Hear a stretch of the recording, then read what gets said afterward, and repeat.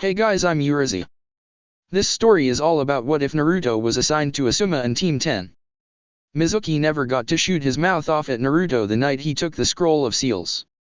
Other than skipping a half-manic monologue from him, what exactly did this change for everyone's favorite blonde ninja? Who knows? Before we proceed with the story, please like and subscribe to this channel if you liked the video, and don't forget to check the description for the other works of the author if you liked the story. Let's start. Chapter 1, You Are the... What do you think you're doing out here, Naruto? An out-of-breath and seemingly irate scar-faced, brown ponytail-wearing Shinin Umino Iruka asked rhetorically to a young blonde boy with whisker marks on his cheeks. He already knew, of course, everyone his level and higher knew. Naruto had been caught leaving the Hokage Tower with the Forbidden Scroll of Seals, the scroll with tons of Konohagaku's secret and most well-guarded techniques ever amassed. This was right up there with treason, even for a child like Naruto. Hence why Iruka had hunted him down and found him deep inside of the forests outside of the village walls. Said boy simply held his hand behind his neck, rubbing it while grinning sheepishly. I found you, Iruka-sensei. Iruka's eye twitched. Idiot. I found you. His expression then softened. Naruto, what on earth possessed you to take the scroll like that? Don't you know it's forbidden? Naruto chuckled like a goof for a moment before standing up and looking proud of himself. You caught me fast, Iruka-sensei. I only had time to learn one jutsu from the scroll. That one tidbit of information made Iruka's eyebrows rise under his headband in surprise. But everything's okay now because I can graduate. That's how it works, isn't it? I get the scroll and learn a jutsu from it, and I can graduate even if I failed. There wasn't an inflection of lie in his voice at all that Iruka could decipher. Not that Naruto could effectively lie to a ninja his level anyway, but he was completely sincere. He honestly believed what he was saying. Naruto, who told you this? I have to tell you now right off that it's not true. Someone lied to you. Iruka asked, seeing Naruto's face drop from one of triumph to disbelief. What? He said in a panicked voice, but Mizuki-sensei was the one that gave me the test. He said it was a make-up for the graduation exam. Hearing the despair in his voice worked Iruka's heart for the boy. He was deceived by someone that should have had his best interests at heart and was to be used as a scapegoat. And what could Naruto do? To trust your sensei to do what was right was no sin, no crime. If it were, then Mitarashi Anko would be locked away or dead by now for what her sensei had done while she was under him. Iruka shut his eyes so that he could think. Naruto was lucky he was the first one to find him. Others would have probably destroyed him before he even knew what was going on. Speaking of which, Iruka sent out a pulse of chakra so that he could see if anyone were around. It was one of Iruka's best techniques, sending out the pulse of chakra to get something of a momentary sonar image of his surroundings, the secret behind how he was able to tell if anyone in his class was slacking off or goofing off even when he had his back turned to the chalkboard. Naruto looked up at Iruka, his eyes on the verge of tears. Iruka-sensei, am I in trouble? Naruto had no idea what to do in case he were. Fight Iruka? Yeah, as if. He may have had a lot of bluster, but he wasn't a fool when it came to his own capabilities as a ninja. He knew Iruka could pick him apart if necessary before he could even do the seals for his new super strong technique, and what good would beating up Iruka do even if he could somehow pull it off? If he did that, he definitely wouldn't be a ninja afterwards, which meant no Hokage for him. There was no reason to even fight. Iruka sighed before letting out another pulse of chakra. No one around yet. What was he going to do? He placed a hand on Naruto's hair. To be frank, more than likely. But you were just doing what your sensei told you to do to become a ninja. If you come with me, I swear on my status as a Konoha Chunin that I'll do whatever I can to vouch for you and help you get out of this. He said with as much conviction as he could. He could see the subtle movements of Naruto's body. He was trying to decide whether he would run, fight, or just give up. If he ran and Iruka couldn't catch him again, the next person that found him would leave Naruto a bloody smear on the forest floor, and the sad thing about it would be that he really didn't think that too many people would care if that did indeed happen. Poor kid, Hokage-sama was right about him. Naruto looked at Iruka intently. Mizuki had already lied to him today apparently. Who's to say that Iruka-sensei wouldn't either? But he did give him his word. Not just his word, his word as a chunin of the village, and if there was one thing Naruto took seriously it was people giving their word. Do you promise? Iruka gave him a reassuring smile. I just gave you my word, stupid. He sent out another pulse absent-mindedly. He needed to get Naruto back to clear his name quick. As long as he kept doing this he was burning right through his chakra rapidly. Now let's get going, Naruto .. His pulse actually got something this time, and it was coming at them fast. Naruto, look out. Iruka tackled Naruto to the ground just as a massive shuriken passed right where he had been standing a second earlier. Nice work, Naruto. Mizuki stated as he appeared standing on a tree branch looking down at him and Iruka, who had gotten back to his feet, standing defensively in front of Naruto. Now give me the scroll. Iruka's fingers flexed right by his kunai and shuriken pouch on his thigh. He already knows you deceived him, Mizuki. You should have been a bit faster, or maybe you couldn't find your own decoy. Maybe you should be the one going back to the academy. Iruka took a moment to pat himself on the back for riling Mizuki up. Mizuki sneered at Iruka before turning a kinder look to the young boy behind the scar-faced chunin. Naruto, did you ever wonder why everyone hates you?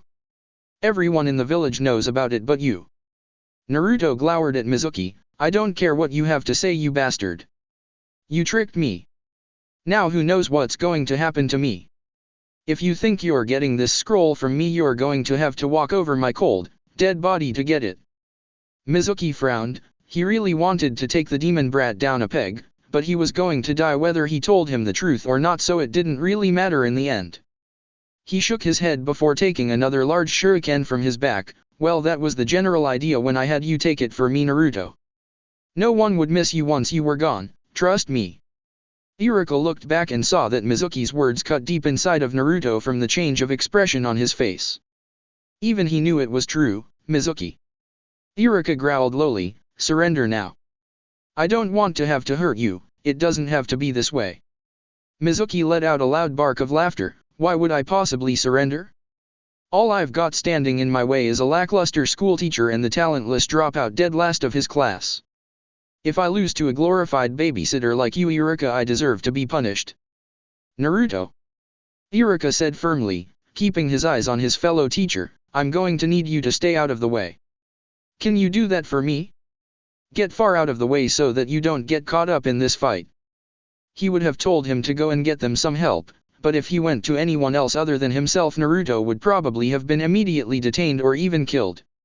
It would have been a boy who cried wolf scenario. Naruto nodded hesitantly and picked up the scroll. However, the second he made his move to leave, Mizuki launched 3 shuriken at him. The only thing that saved him was some spot-on marksmanship from the instructor seemingly on his side in this situation. Iruka. You're going to fight for that little monster, Iruka. Mizuki shook his head as he saw Naruto vanish into the woods. I thought you were smarter than that. You know you can't beat me. All this grading papers for the last several years made you lose what little talent you have. Clearly you couldn't move up. Iruka wanted to laugh in Mizuki's face. Oh well, he was about to get his in just a moment anyway. Obviously he had been whipping himself into shape for this little plan of his, but it wasn't like Iruka had just been sitting on his ass doing nothing. Being the teacher he was, he had free rein and plenty of reason to head to the library, not just to gather extra material for his lectures. He also dropped in from time to time in the section set aside for exercises and jutsu, and while there was never anything too high level in there for all to see beyond basic and at the most intermediate techniques, that was never really a bad thing. Basics were basic for a reason, because they worked, and the tactics and theoretical ideas in tome were more than enough for someone like him. It helped him develop his sonar technique all on his own. Being the teacher he was, he also stayed after school plenty of times to finish his work for the day when Mizuki simply got to head home as he was simply his assistant. Seemingly a good thing, but Mizuki had to isolate himself to set all of this up, to plan and prepare. How much could he train and improve on his own? Iruka didn't have that problem. All teachers were at the very least chunin by prerequisite, and they all trained together regularly after school to ensure their skills stayed sharp in case they were needed. He never remembered Mizuki ever getting that memo, as it was an ask-receive basis for that privilege. No one was going to make you train. Being the teacher he was, he may have been just a chunin, but he was a chunin with every single battle scenario worth memorizing and remembering ingrained in the back of his brain. Mizuki may have been treacherous and cunning, but Iruka could be just as cunning as he was, and he had the technical nuances of being a ninja all locked up in his head.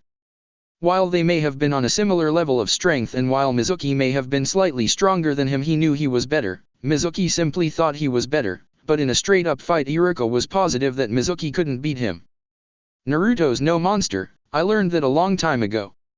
The only monster I see here is you, turning a student's trust into a weapon against him for your own bidding. Iruka held a kunai in his right hand, ready for combat. Mizuki chuckled and drew his own kunai to humor Iruka. You should have just left Iruka. I tried to talk you out of this just so you know. Why are you defending him? He's just the dash dot. Iruka cut him off sharply. I'm done listening to you talk.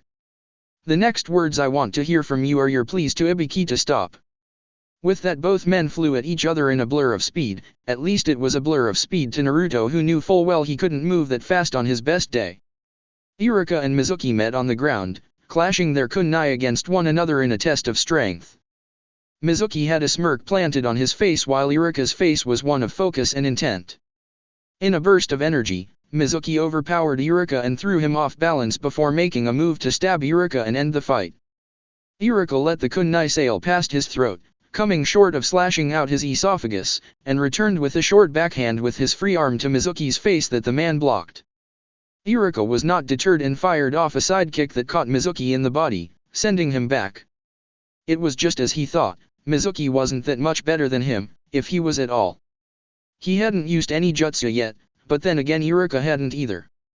Mizuki growled at being the one to take the first hit in this fight and threw the kunai in his hand at Iruka.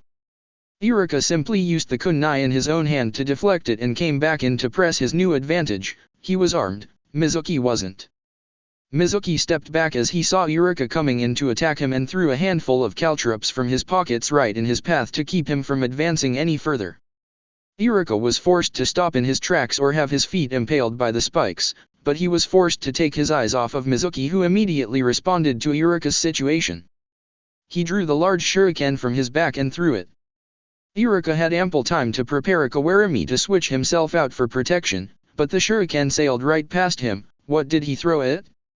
He missed me by a mile. The sound of the shuriken sailing off into the distance and cutting through things rang out, even something that sounded like a person. Naruto. Mizuki chuckled. Did you really think that brat could hide from me, Iruka? It was either let me kill him or let the others kill him once they found him. I just did it faster than they would have. I'm not surprised he didn't see it coming. He was ranked dead last for a reason after all. His gloating was cut off when Iruka's fist slammed right into his nose, spraying blood with the impact. All Iruka wanted was to beat Mizuki to a bloody pulp at the moment. After all of the things that Naruto had to deal with, and he was cut down by someone like Mizuki before he even had a chance to change the way he was seen by the villagers. One punch wasn't enough, he wanted to make Mizuki suffer for this. He never got to apologize to Naruto for being so hard on him all the time. He never got to tell him how alike they were and how much of himself he saw in the boy. But he could at least clear his name at Mizuki's expense if nothing else. Mizuki was reeling after the first punch from Iruka, but after clearing the tears from his eyes that sprang from getting his nose broken, he realized that Iruka had gotten sloppy. His punches stopped being crisp and started looping far more than before, and he almost completely forgot about the kunai he had in his hand. Well, Mizuki remembered that it was still there. Mizuki shot out a short punch as a counter to one of Iruka's emotional haymakers and hit the man right in the throat, delighting in watching his eyes bulge out. It was a pity though, a little harder and he could have watched him strangle to death and been done with it. Iruka dropped his kunai to clutch at his throat, trying to catch some air after nearly having his larynx smashed by Mizuki, allowing the silver-haired man to pick up the discarded weapon and drive it into Iruka's shoulder to the hilt before he could aptly defend himself. He was only able to avert it from going into his heart. Mizuki scoffed. You're being irksome, Iruka, just die already. He said, standing over the fallen instructor, all of this simply to protect that useless monster. I bet you feel proud. He held his heel right on Iruka's throat, slowly descending it to crush it under his sandal. Iruka choked out a cheeky response. He's twice the shinobi you are for sure, but then again what's 2 times nothing? Seeing Mizuki's face twist into that scowl almost made the fact that he was about to die slightly better. I'm good enough to kill you apparently. Mizuki said right before he planned on stomping right on Iruka's neck, planned because it never came to be. An orange blur came out of nowhere and plowed right into him, sending him flying back. Watching the battle between Mizuki and Iruka made Naruto feel completely out of his league. They weren't even using any jutsu. There was no way he was going to step into the midst of that, he'd get killed by accident. Every move was fluent and flowed. Either one of them would thrash him before he could finish hand seals for any of the jutsu he knew, except for the new one of course. He'd smash anybody with his new jutsu. But then Naruto was stunned. Mizuki really was trying to kill him. Once he got out of sight so that Iruka and Mizuki could fight, he started skulking around the battlefield, making use of his new jutsu to cut off any escape routes Mizuki might try to take once Iruka started kicking his ass. And then he felt his own death and heard Iruka shout his name, getting him to look from his cover out at the battle between Mizuki and Iruka, talking about how he had just died and how Mizuki had been planning to kill him all along. Seeing Iruka explode in rage after thinking that he died brought some happiness to Naruto. At least there was someone out there that would feel something if he just up and kicked the bucket one day. It was better than he thought it was at least. But when he saw Mizuki take the advantage over Iruka and move to finish him off, he couldn't take it anymore and sprang to action. Luckily Mizuki figured he had killed him with that shuriken and never saw him coming when he slammed right into him, taking delight in the fact that he sent him flying with a glorified body check. He stood in front of Iruka and glared out at Mizuki. "If you try to lay one more hand on Iruka-sensei, I'll kill you," he threatened. Mizuki stood up and dusted himself off before laughing at Naruto. "What exactly can you do? I just beat the only threat here. I'll kill you right out in one shot. Come and try it then. I'll send it right back 1,000-fold." Naruto roared at him, clenching his fists tightly. Mizuki must have taken that as a personal challenge because he came storming right in to take Naruto out. Naruto made a cross sign with his index and middle fingers on both hands as a large cloud of smoke engulfed the field. Kage Bunshin no Jutsu, Shadow Clone Jutsu. When the smoke cleared, the entire area was filled to the brim with copies of Naruto. Every nook and cranny of the area was filled with them, even all over the branches of the trees. "What's the matter, Mizuki team?" one of the Narutos shouted. "Yeah, I thought you were going to kill us all with one shot," another quipped. "Well, since you're not coming to us, we're coming to you." And with that, the countless number of clones descended upon Mizuki and began beating the daylights out of him. The numbers were simply too much for someone like him to handle alone. Iruka was astonished.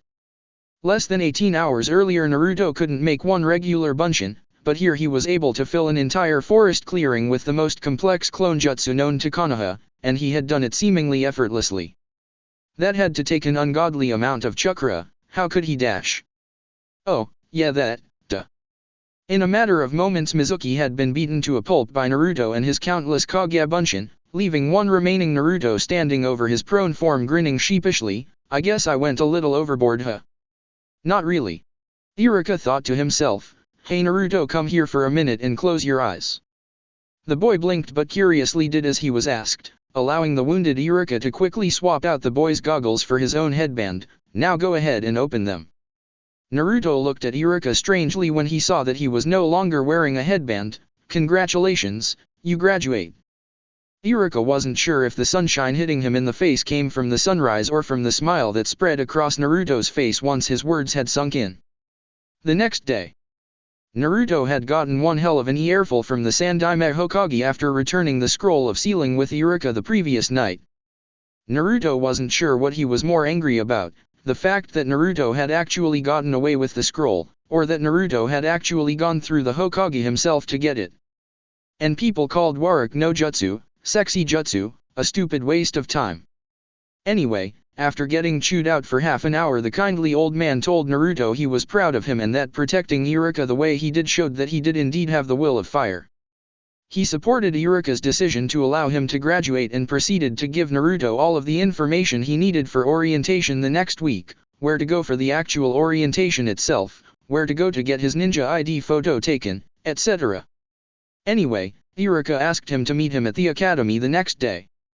Why, he didn't know since he was told orientation for new genin didn't happen until next week, but he figured he would humor his teacher and show up.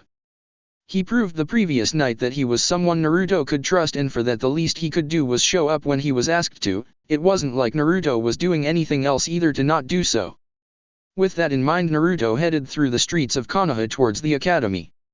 Iruka sat on the edge of his desk waiting for Naruto to show up. He was very glad that he showed the skill needed to graduate last night, but the conversation he held with the Hokage after Naruto headed home stuck out in his mind. Flashback. Iruka sat in front of Hiruzen Sarutobi, the Sandaime Hokage who had lit up his pipe as he waited for Iruka to speak. For some reason the man had something else he needed to talk about regarding the events of the evening. Iruka looked like he was thinking on how to address the issue, but eventually opted to just speak. Hokage-sama, Mizuki came this close to telling Naruto about the you-know-what.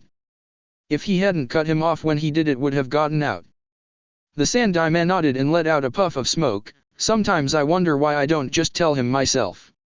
I kept it a secret because it was supposed to help him be a normal boy like everyone else, but as we all know, that didn't exactly turn out as anticipated. You yourself can attest to that. Iruka nodded in concession to that.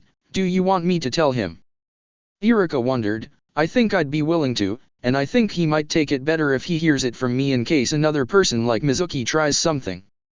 The old Hokage laughed. I don't believe that after what Naruto-kun did to Mizuki there will be too many people lining up to attempt to use him for anything. As if Naruto-kun himself would let that happen again. He learns his hard lessons well enough. No, I don't think that will be necessary, Iruka-kun. I have someone I intend to have tell Naruto-kun himself when I can get him to return to Konoha. I appreciate the thought though. I just want him to enjoy his first days as a genin before I let him know about such a dark secret. He hasn't had a normal childhood, as we all know. Even as far as orphans go, he at least deserves to get a normal experience as a genin. Iruka couldn't even imagine having the pressure of holding back what Naruto had the responsibility of doing right now, and he was doing it unwillingly and unwittingly as a child. Knowing that an entity of chakra that nearly obliterated your home and snuffed out countless lives was sitting behind a construct of ink on your belly would turn the hairs of lesser men gray with stress. Iruka blinked at realizing what his leader had just said. Wait, you mean you're going to tell him at some point? From the way you just put it, I would agree with never telling him. It's worked so far. Hiruzen shook his head. I'm risking Naruto-kun's spite by not telling him for as long as I have, but one day he will need to know. The burden placed on him isn't just going to disappear, Iruka. No matter what he does, it will always be the elephant in the room. To anyone that doesn't know Naruto-kun personally, they will always see the shadow of the Kyuubi over him if they ever even see him at all. I could reiterate to the village over and over again that he is a hero, but that would do no good. They must come to their own conclusion on the matter. Unfortunately, for the most part it is usually the wrong conclusion. End flashback. Iruka-sensei. Naruto called out, sounding kind of hesitant. He slid the door to the room up at the top of the rows open and looked around before seeing Iruka at his desk. Hey there, sensei. You wanted to see me? Iruka sighed before smiling. Yes, I did, Naruto. I wanted to say that I'm very proud of you for proving that you were good enough to graduate, and also for saving my life. Naruto grinned widely as he started walking down the stairs towards Iruka and rubbed the back of his neck in what had to be his signature posture. No problem, sensei. I mean, you saved me first, didn't you? I just returned the favor, heh? Iruka smiled warmly at the boy. Well, how about I teach you something in return for helping me out yesterday? Hearing the word learning from Iruka sent a shiver down Naruto's spine. Learning was usually associated with lectures. Lectures were boring. Naruto hated boring. Naruto slowly backing away towards the door. Oh, that's okay, sensei, I didn't do anything big. And besides, I don't need it. I graduated right. Dateba yo.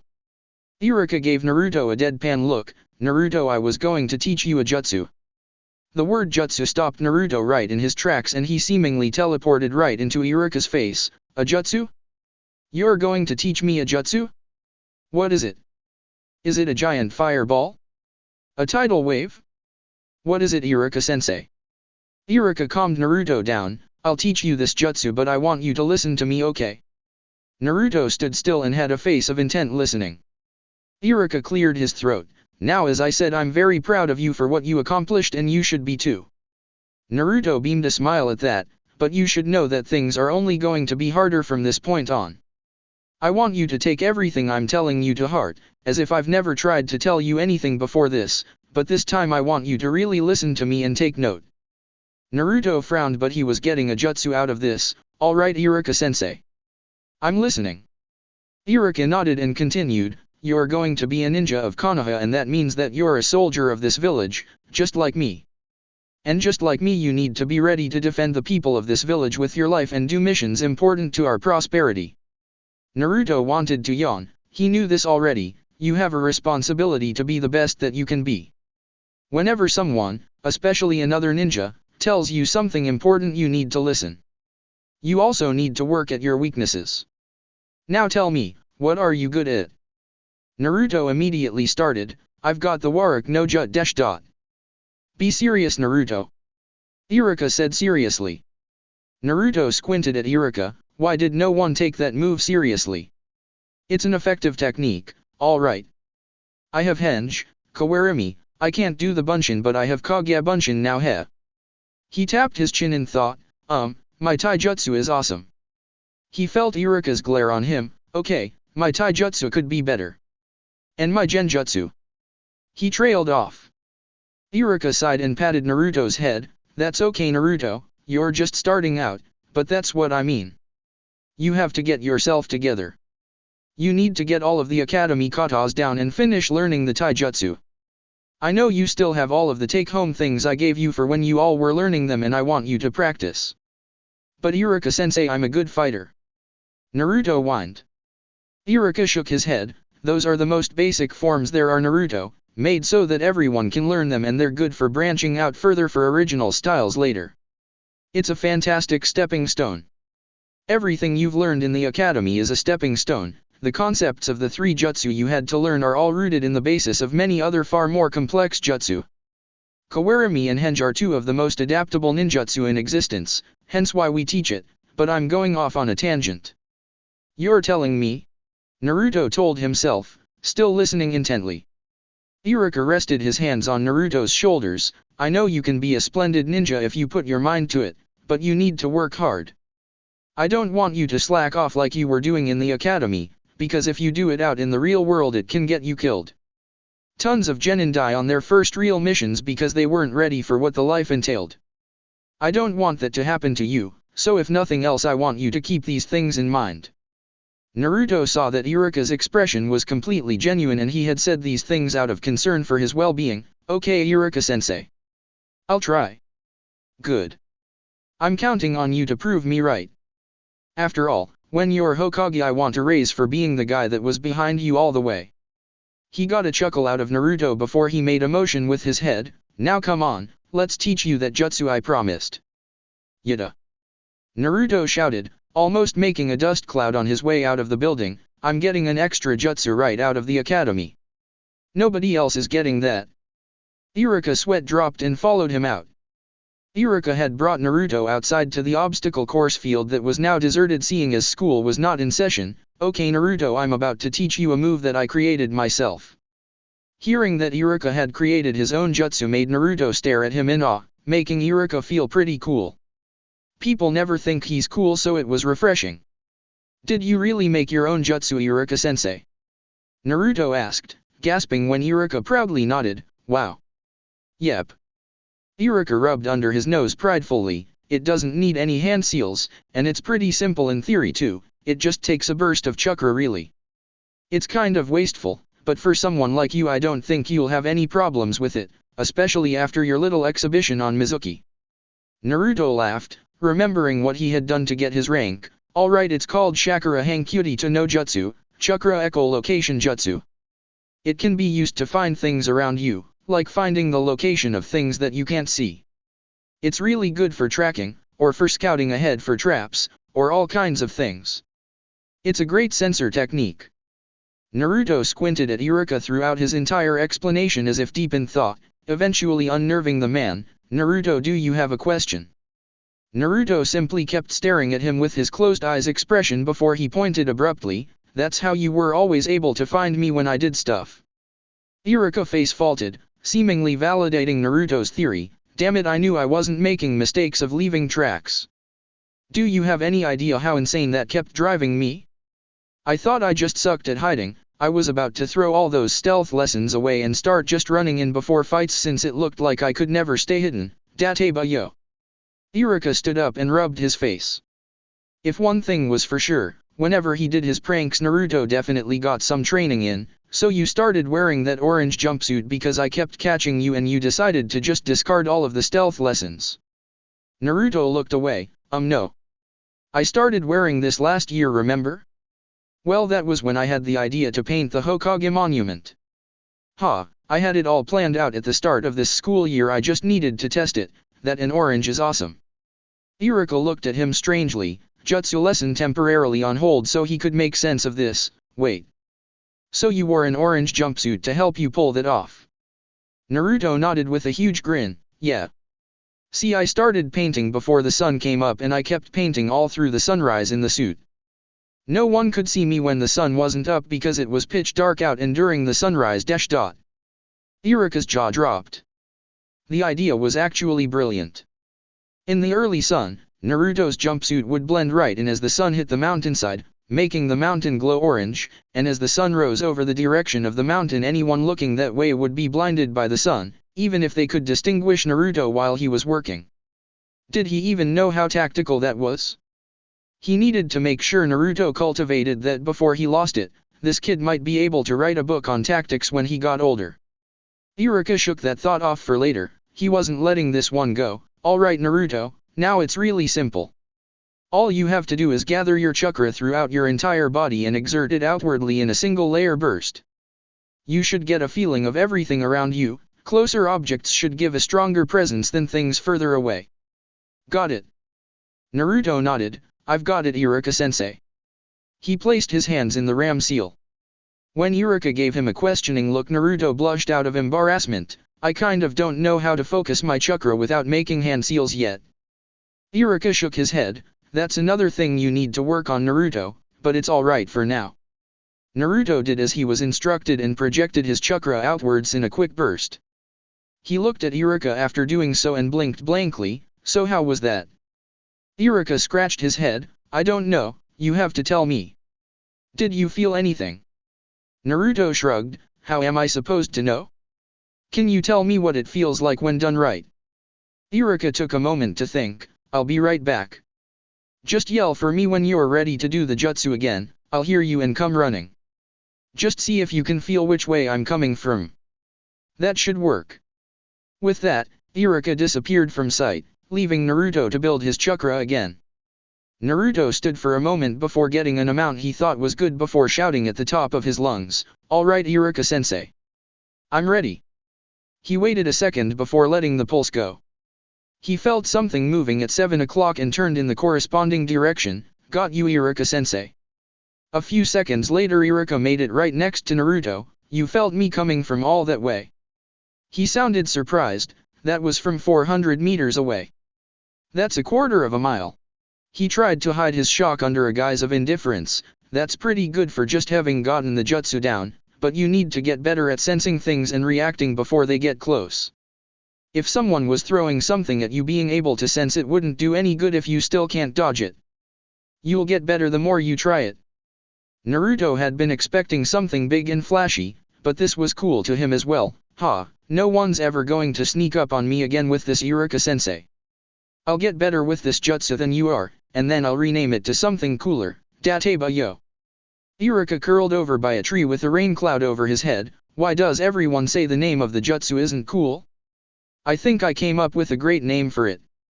Naruto ignored his thoughts on his jutsu and kept talking. I mean, it explains what it is and all, but you've got to come up with something that just screams badass.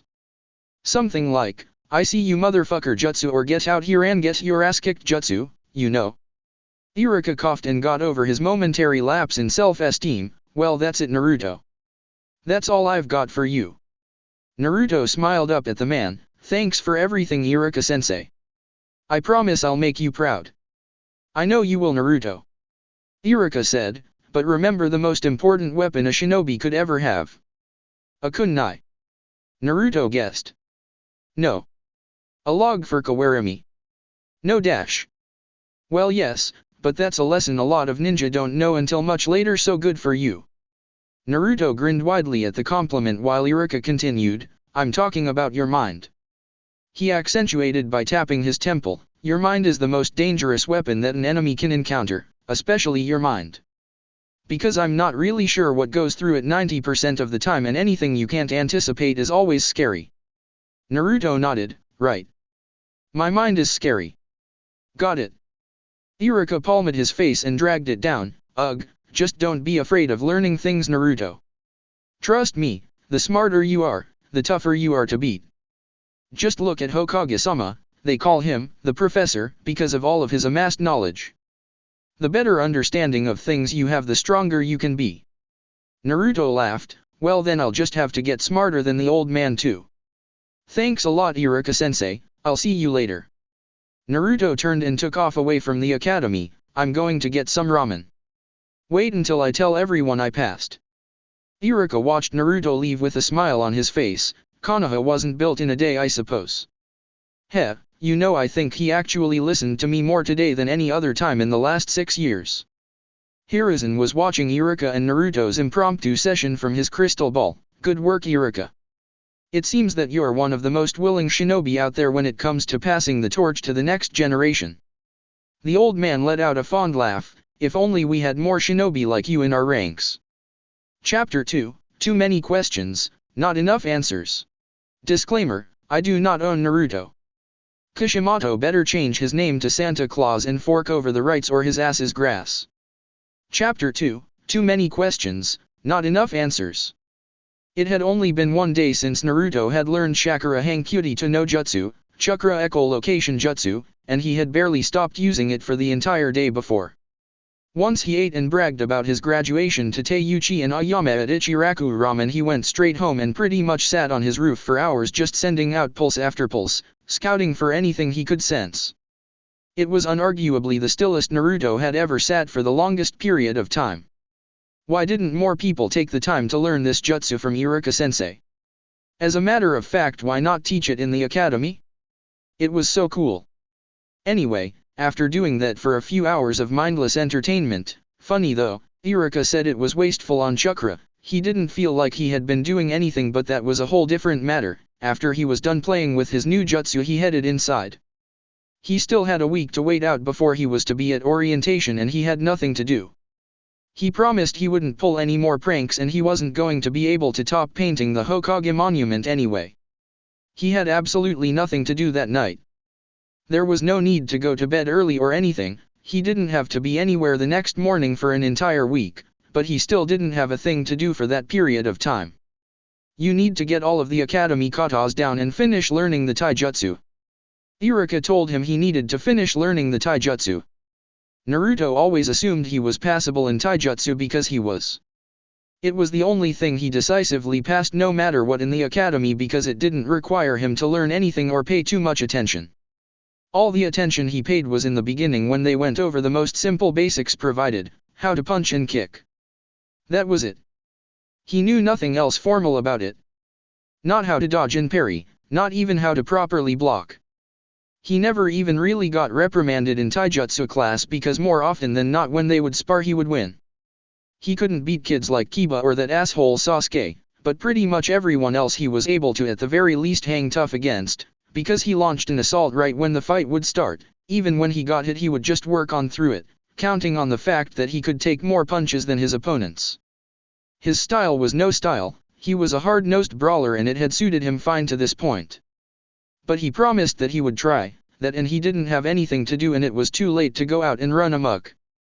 What he forgot however, was that he had never bothered to even keep his stuff together from the academy. When he got homework or some other handout that he didn't do right there on the spot, it usually got forgotten among some clutter, and he hadn't touched anything on taijutsu in forever. Hence the rest of his night awake was spent with him digging all over the apartment for his stuff on academy taijutsu. When he had woken up the next morning 2 hours were spent with him retrieving the rest of his scrolls on taijutsu, and by the time he had finished that and had some breakfast he was too bored to just sit in his apartment to read them. Deciding to kill 2 birds with 1 stone, he left the house in search of somewhere interesting that could help him hold his attention long enough to get to the practical application of the academy taijutsu, because after learning basic stance and punches and kicks Iruka went into lecture mode for about a month after that, killing Naruto's buzz so to speak and letting his attention on the matter drop. At least this time I can skip all of the boring stuff and just learn the cool moves in the scroll. Naruto thought to himself as he walked through the village. He held the scroll in his hand, looking at it as he navigated the village streets on autopilot. He didn't really need to keep his eyes ahead of him. People usually always gave him a wide berth when he was going anywhere, something he didn't really understand, but that was the way it had been for as long as he could remember. That was okay, all he had to do was show them how awesome he was and then everything would change, which was going to happen any day now that he was finally a ninja. Kids would be asking him for autographs, he'd hear people reference his greatness even in conversations where his name wasn't even in the topic, appraising eyes would be on him every time he went into public. Yep, he couldn't wait. I can't wait to show everyone how much ass I kick. I've got to go learn this taijutsu so I can get started. With a huge grin on his face, Naruto sped off towards the verdant forests of Konoha to find somewhere to get to work. Naruto was incredibly disappointed when he finally reached his spot in the forest he had chosen to train at. The Academy Taijutsu scroll only had a few basics: how to throw textbook punches, kicks, how to block to minimize damage, how to notice your opponent telegraphing an attack, just those basics. The most advanced thing in the scroll he found was how to trap a limb, and that was where that little hint of instruction stopped with the words, "From here utilize advanced grappling knowledge." When the hell had they gone over that? And why didn't he have a scroll on it? Naruto growled and stood up to go through the motions that were actually provided in instruction on the scroll, as he really didn't know those things actually except for the punches and kicks. Blocking was harder to get seeing as he needed a training partner. And then he proceeded to slam his head off of a tree as he realized that he had a built-in training partner from the jutsu he had learned from the Scroll of Seals. With a clone made via Kagebunshin no Jutsu, Shadow Clone Jutsu, Naruto had him play living dummy as he directed the clone to hold its hands out and catch his punches and kicks so that Naruto didn't have to smash them up on a tree. It would always dispel after blocking a few, but he could always bring out another one no matter how irksome it was. This went on for 30 minutes before Naruto decided to drill his defense.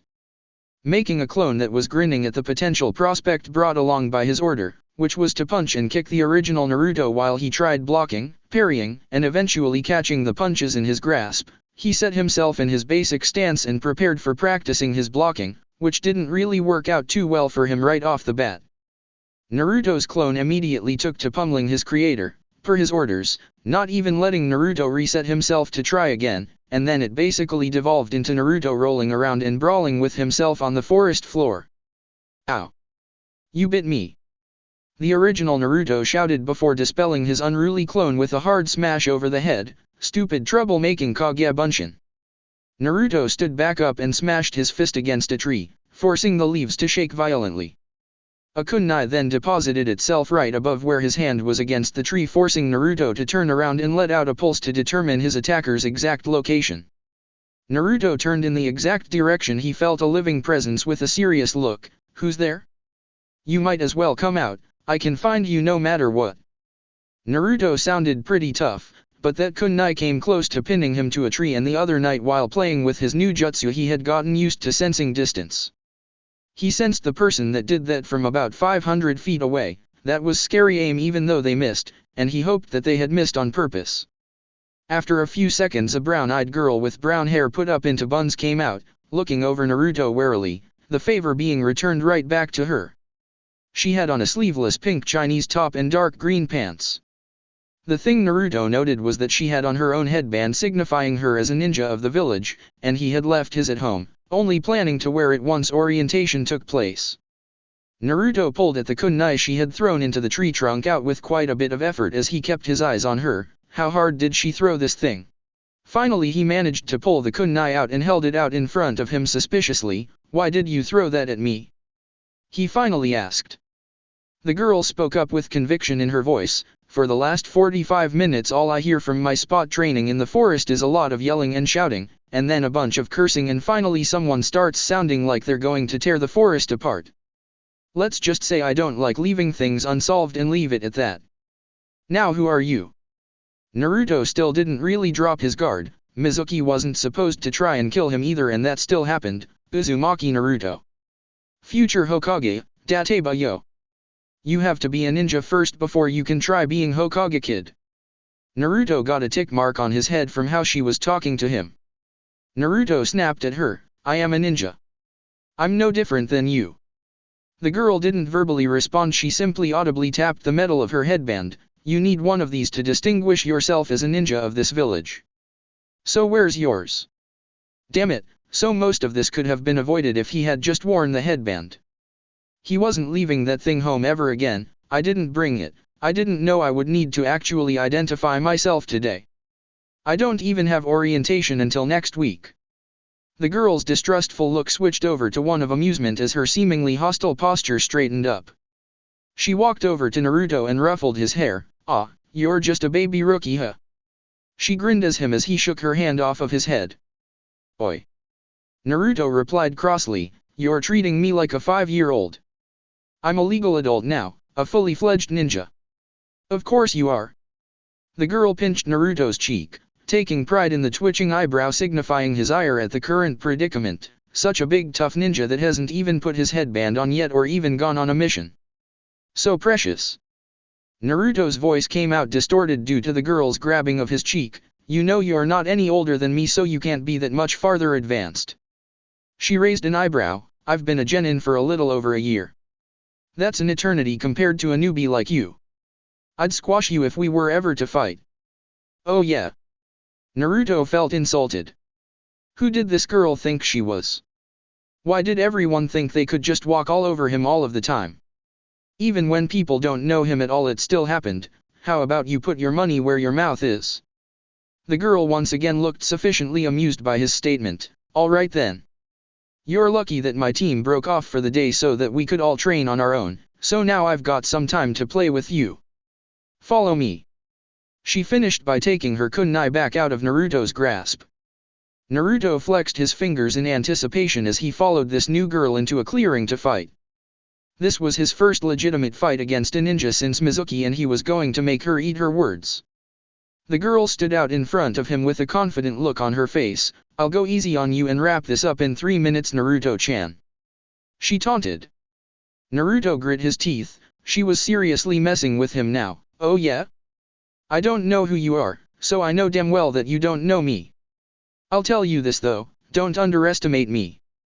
Naruto broke out in a rush right at the kunoichi, planning to just knock her block off and be done here so he could be productive again. The girl's jaw almost dropped at how straightforward this guy was. The space between them was 30 yards that he had to cover before he could even think of taking a swing at her, and he wasn't even that fast. Hell, one of her teammates hopping towards her on one leg would probably be faster than this kid was moving. She had to refrain from shaking her head as she pulled out a set of shuriken. She really didn't want to hurt this kid.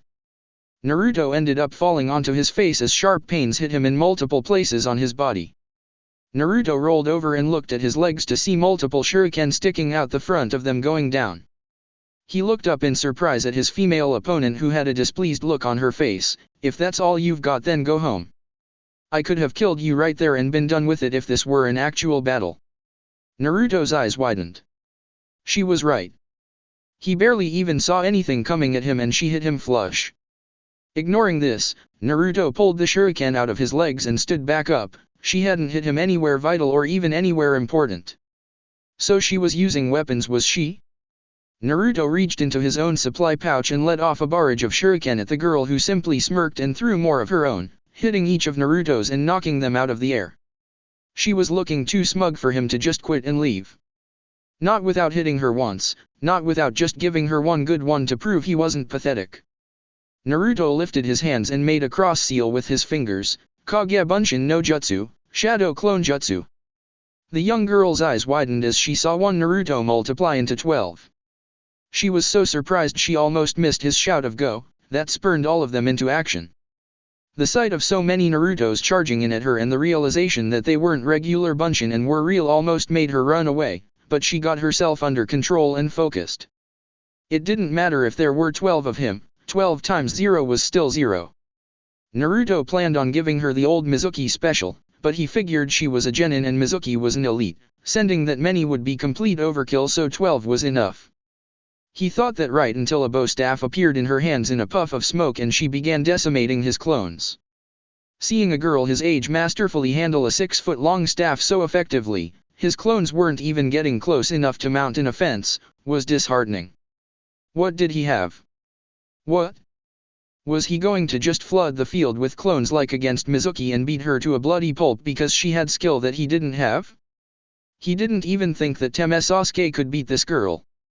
Who are you? Naruto asked once she finished mowing his Kage Bunshin down. The girl set the head of her staff on the ground in her hand and wiped her brow. It took you long enough to ask. How rude. My name is Tenten. So are we done? Naruto frowned. What did he have other than the Kage Bunshin? That was his trump card, his best technique, the strongest thing he had. He could have kept making them for as long as he wanted, but she would have just kept killing them off, and he didn't like his own chances of getting close to her the way his replicas had been put out of commission. No. A win was a win, and he would be damned if he was just going to lay down and let this girl beat him without at least trying to triumph. Naruto channeled his chakra and formed his hand seal again, Taijutsu Kage Bunshin no Jutsu, multiple shadow clone jutsu. Okay, seeing a rookie that hadn't even had a day on the job make solid clones was an eye-opener for Tenten, but this was ridiculous. She was surrounded on all sides by Naruto's clones that were giving her a wide berth to avoid the staff, but it was only a matter of time before he sent them in. She knew this, it was only logical. Tenten quickly pulled out 2 scrolls and set them on the ground while making a short set of hand seals. Go! Naruto shouted, ordering his Kage Bunshin to put Tenten down hard. Sao Showeryu, Twin Rising Dragons. Tenten's scrolls unraveled upwards in a swirling pattern of smoke as she jumped between them and began unsealing weapons from the scrolls surrounding her. She then proceeded to mercilessly bombard Naruto's horde of copies with every single weapon she had amassed inside of her scrolls. Not just the standard fare of kunai and shuriken, Tenten pelted the poor clones with Fuma shuriken, a mace, sickles, senbon, katanas. She even threw out a few broadswords, and everything she threw hit. Nothing she flung at the Kage Bunshin missed its mark. All of them forgot about attacking and simply focused on surviving, but there was nowhere to go. They were in the middle of a clearing, the closest cover was 60 yards away and Tenten wasn't taking prisoners. In a matter of moments Tenten had cleared the field of every single image of Naruto she had been aiming at. She landed back on the ground and her scrolls went slack as the field was covered in the leftover smoke from all of the clones. Tenten grimaced at her handiwork. She knew she hadn't missed a single one, they were far too slow for her to miss on her worst day. She looked around for the real Naruto. She hoped she hadn't injured him too badly with all of that. She might have gone a little overboard. Kid, are you still alive? Say something. She began walking and looking about the field that was hazy from all of the Kage Bunshin smoke that was steadily dispersing. The area finally cleared up and Tenten couldn't see Naruto anywhere. There was no blood or anything either, signifying if he ran away or not. A poof sound directed her attention behind her where all she saw upon turning was a flash of yellow and orange before a fist closed in on her face. Dynamic entry. A green blur came from out of nowhere and plowed a flying kick into the side of Naruto's face, sending him flying off from his surprise attack on Tenten and sending him sliding through the amassed weapons from Tenten's jutsu. The blur turned out to be a boy their age in a green bodysuit, orange leg warmers, bandaged hands, and a red headband around his waist as a belt. He had a black bowl-cut hairstyle and large eyebrows over round black eyes. He stood protectively in front of Tenten in a fighting stance. I cannot allow you to harm my teammate. Such an underhanded attack on my youthful female comrade. Lee. Tenten said questioningly as she saw Naruto struggling and failing to pick himself up off of the ground.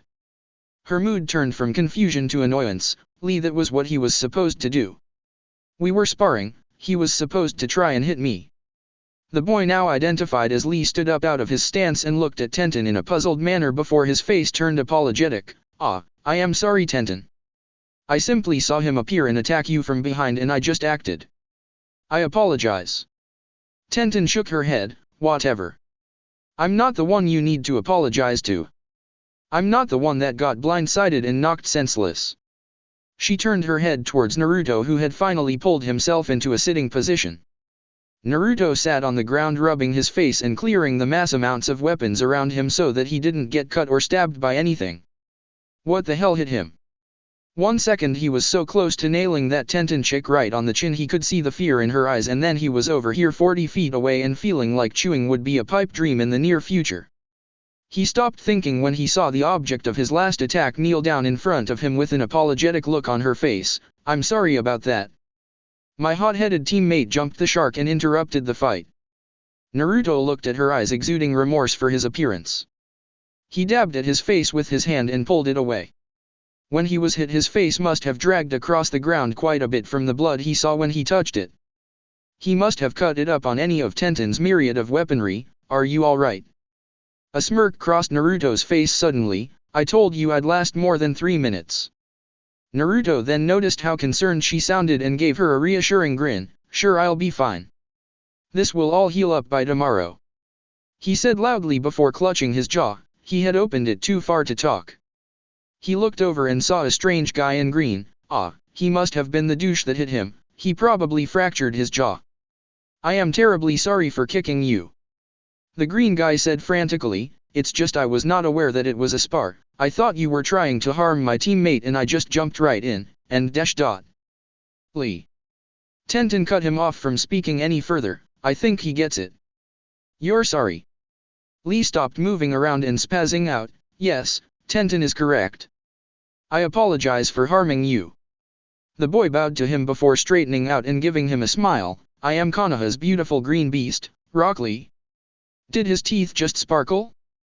Naruto figured he must have been concussed or something and shook it off. "Well then, I'm Uzumaki Naruto, the next Hokage, Dateba yo."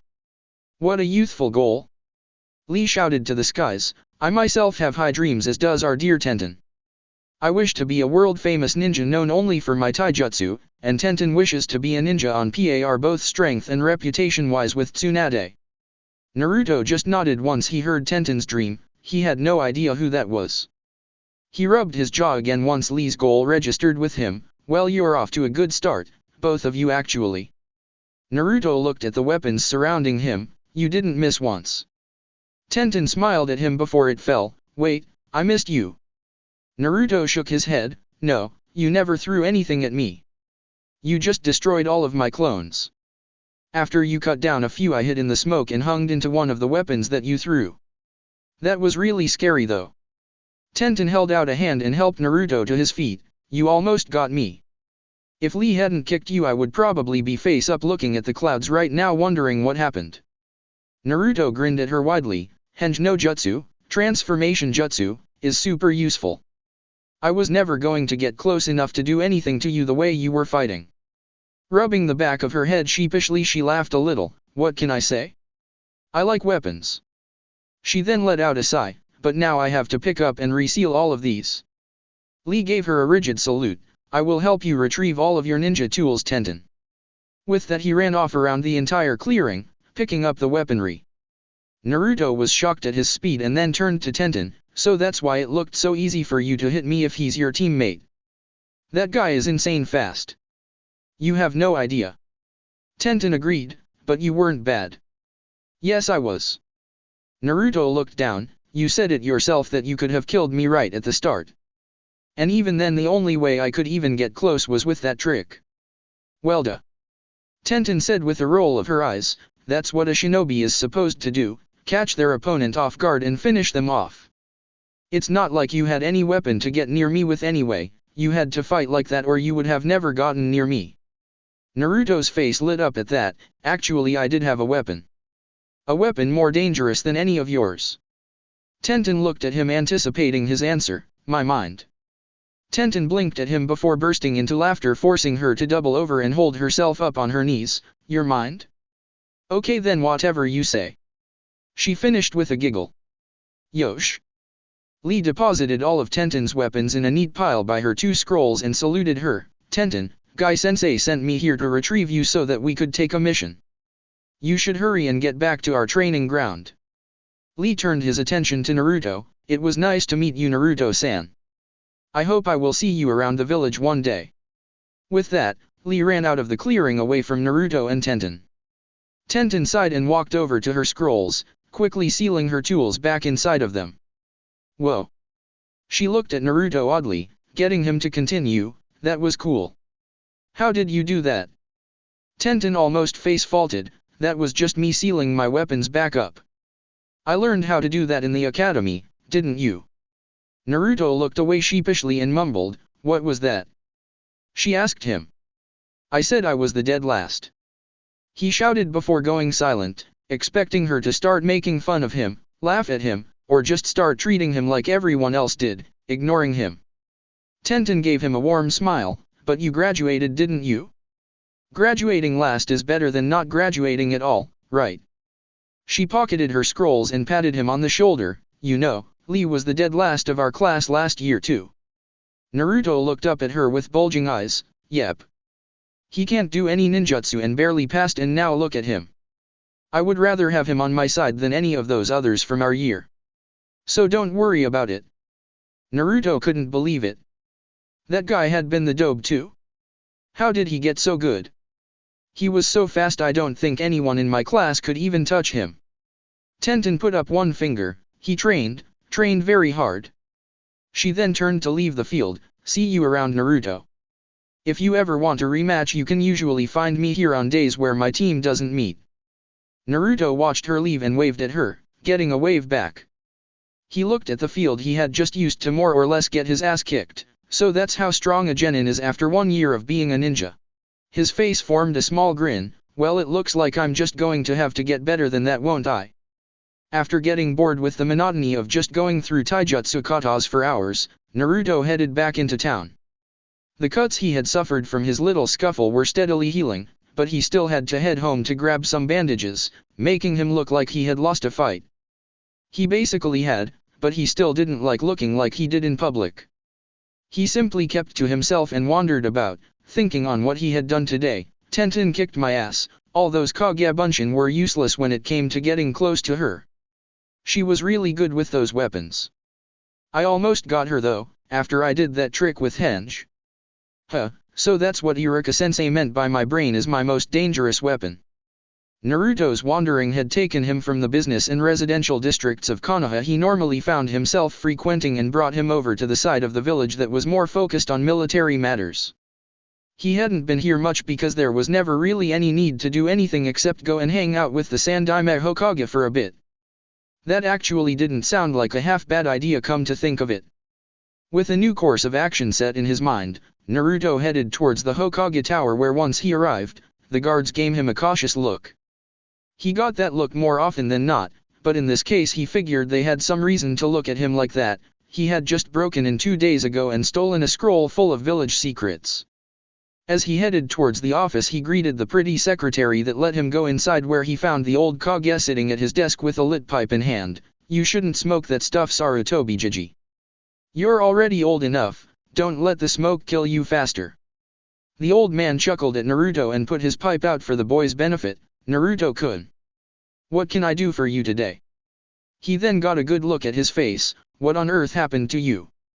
Naruto grinned awkwardly. I kind of got into a fight with an older genin a little while ago. The old man frowned disapprovingly. You shouldn't be picking fights with your comrades, Naruto-kun. You should know better than that. I'm disappointed. Naruto looked down ashamedly.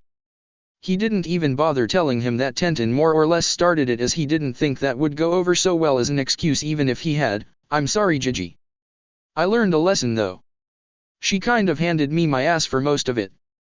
Hiruzen's mood improved and he let out another aged chuckle. Well, you are just a fresh genin, Naruto. She's been at this for at least a year if she's older than you from the way you sound. A year of hard training and field experience while you were still in the academy makes her a better shinobi just out of principle. About the academy? Naruto figured he might as well ask while it was fresh on his brain before he forgot. I was going over some stuff about the academy taijutsu. All it had was the basic stuff, and the only thing it said on anything else was something I didn't even had. I checked later and I couldn't find it. Something about advanced grappling knowledge, but I don't have anything on that. The old man stood up and rested his hand on Naruto's shoulder as he led him out of his office. I'll show you this now since you're a shinobi now, Naruto-kun, come with me. The Sandaime Hokage led Naruto out to the roof of the tower where he proceeded to use Shunshin no Jutsu, body flicker jutsu, to take them to a building at the top of the Hokage monument.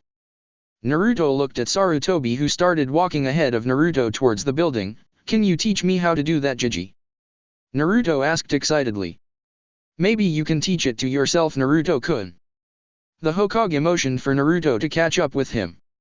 After the boy caught up, he proceeded to open a massive set of double doors. Behind the set of doors lay a massive room with row after row of books and scrolls. Where are we, Sarutobi Jiji? Naruto wondered. He had never been anywhere near this place before. When he went to the top of the Hokage monument, all he ever did was go to look off over the edge at the village. Hiruzen smiled. This is the Konoha Archive Library. Located here is tons of information on things like village history, ninja both past and current, and all sorts of other things. Naruto deflated. Ah. I thought this was going to be cool. All this place has are a bunch of musty books and scrolls. Hiruzen shrugged. Oh, I was going to say that I thought a few ninja techniques were here as well, but if you aren't interested. He baited Naruto, and he didn't let him down. Hold on. Naruto stopped Hiruzen. You say that there are all kinds of stuff here like jutsu too, right? There are a few if you actually comb through and look.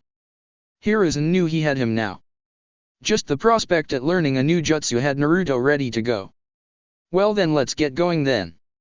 Naruto yelled before a harsh shush sounded out from the man seated at the front desk. A middle-aged man with close-cut black hair and a small, high, ponytail, a goatee, glasses, and a long white jacket, opened to show a dark orange shirt and black pants. The man sighed. You can't just yell in the middle of this place, you know. This is a facility for quiet study, please don't disrupt the shinobi here to work. Naruto blushed and rubbed the back of his head. Sorry, Aji-san. It won't happen again. Hiruzen chuckled and patted Naruto on the head. Naruto, this is Ikeda Atsuto. He is the head of Konoha's cryptanalysis squad. Wow.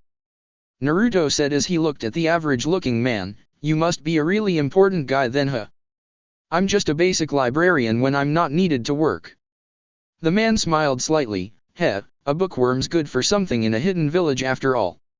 Now what can I do for you, Hokage-sama? Hiruzen led Naruto closer to his desk. Well, Uzumaki, Naruto-kun here just graduated and he would like to go through your library to see if he could find something on advanced grappling techniques to bolster his academy taijutsu. And some cool jutsu. Naruto cut in loudly before covering his mouth suddenly. Sorry, I forgot. Atsuto waved it off. It's alright, but I'm kind of iffy on exactly where the volumes on taijutsu are. He looked at Naruto appraisingly. He is a shinobi, isn't he? Yes, yes. He is a recent graduate. Hiruzen assured him. I most certainly wouldn't have brought him if he weren't. He simply neglected to wear his headband today. Isn't that right, Naruto-kun? Naruto was sure there was a lesson in that comment somewhere. It was the second time today that he almost got himself into trouble for not wearing that thing. He just wanted to keep it looking good for orientation. If he had worn it, he would have gotten it all scuffed in his little scrap with Tenten, or it would have gotten all sweaty, or he could have lost it. He was trying to be responsible. Yes, Jiji. Naruto said as if he had just been lightly scolded. Atsuto nodded. Alright then, next time make sure you wear it. Only shinobi of Konoha or those with express permission from the Hokage can come in here and examine our archives. Now let me get someone to help you. Shiho. He shouted out into the mostly still library, getting Naruto and Hiruzen to sweat drop at the hypocrisy. A surprised yelp came before some swift rummaging noises.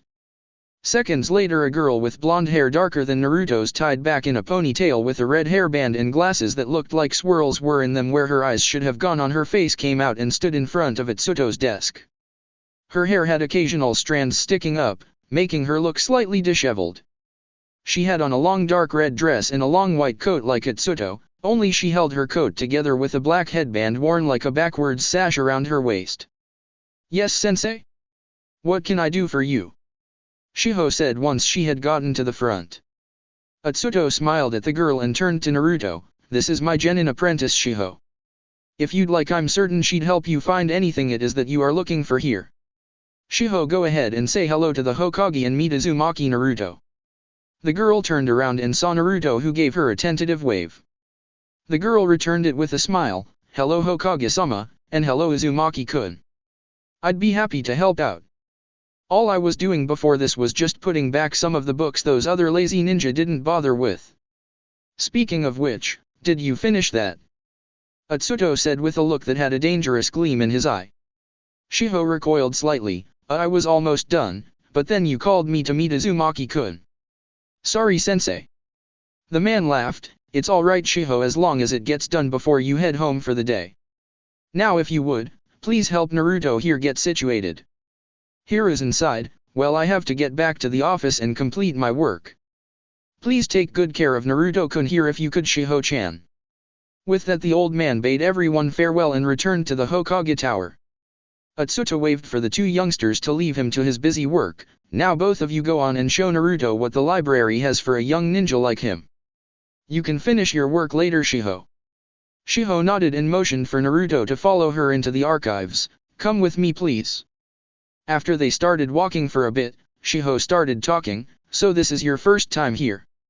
Naruto laughed and placed his hands behind his head. Yeah, I just graduated the other day and Jiji brought me here so I could figure out something that I couldn't find on taijutsu from the academy stuff.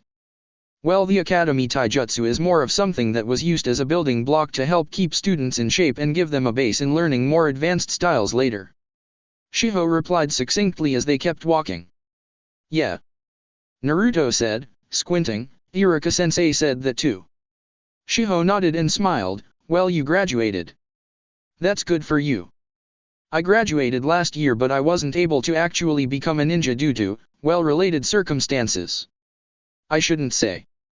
Naruto looked at her sorrowfully. Oh, that's terrible. I'm sorry, I'm probably making you feel bad with all of this aren't I?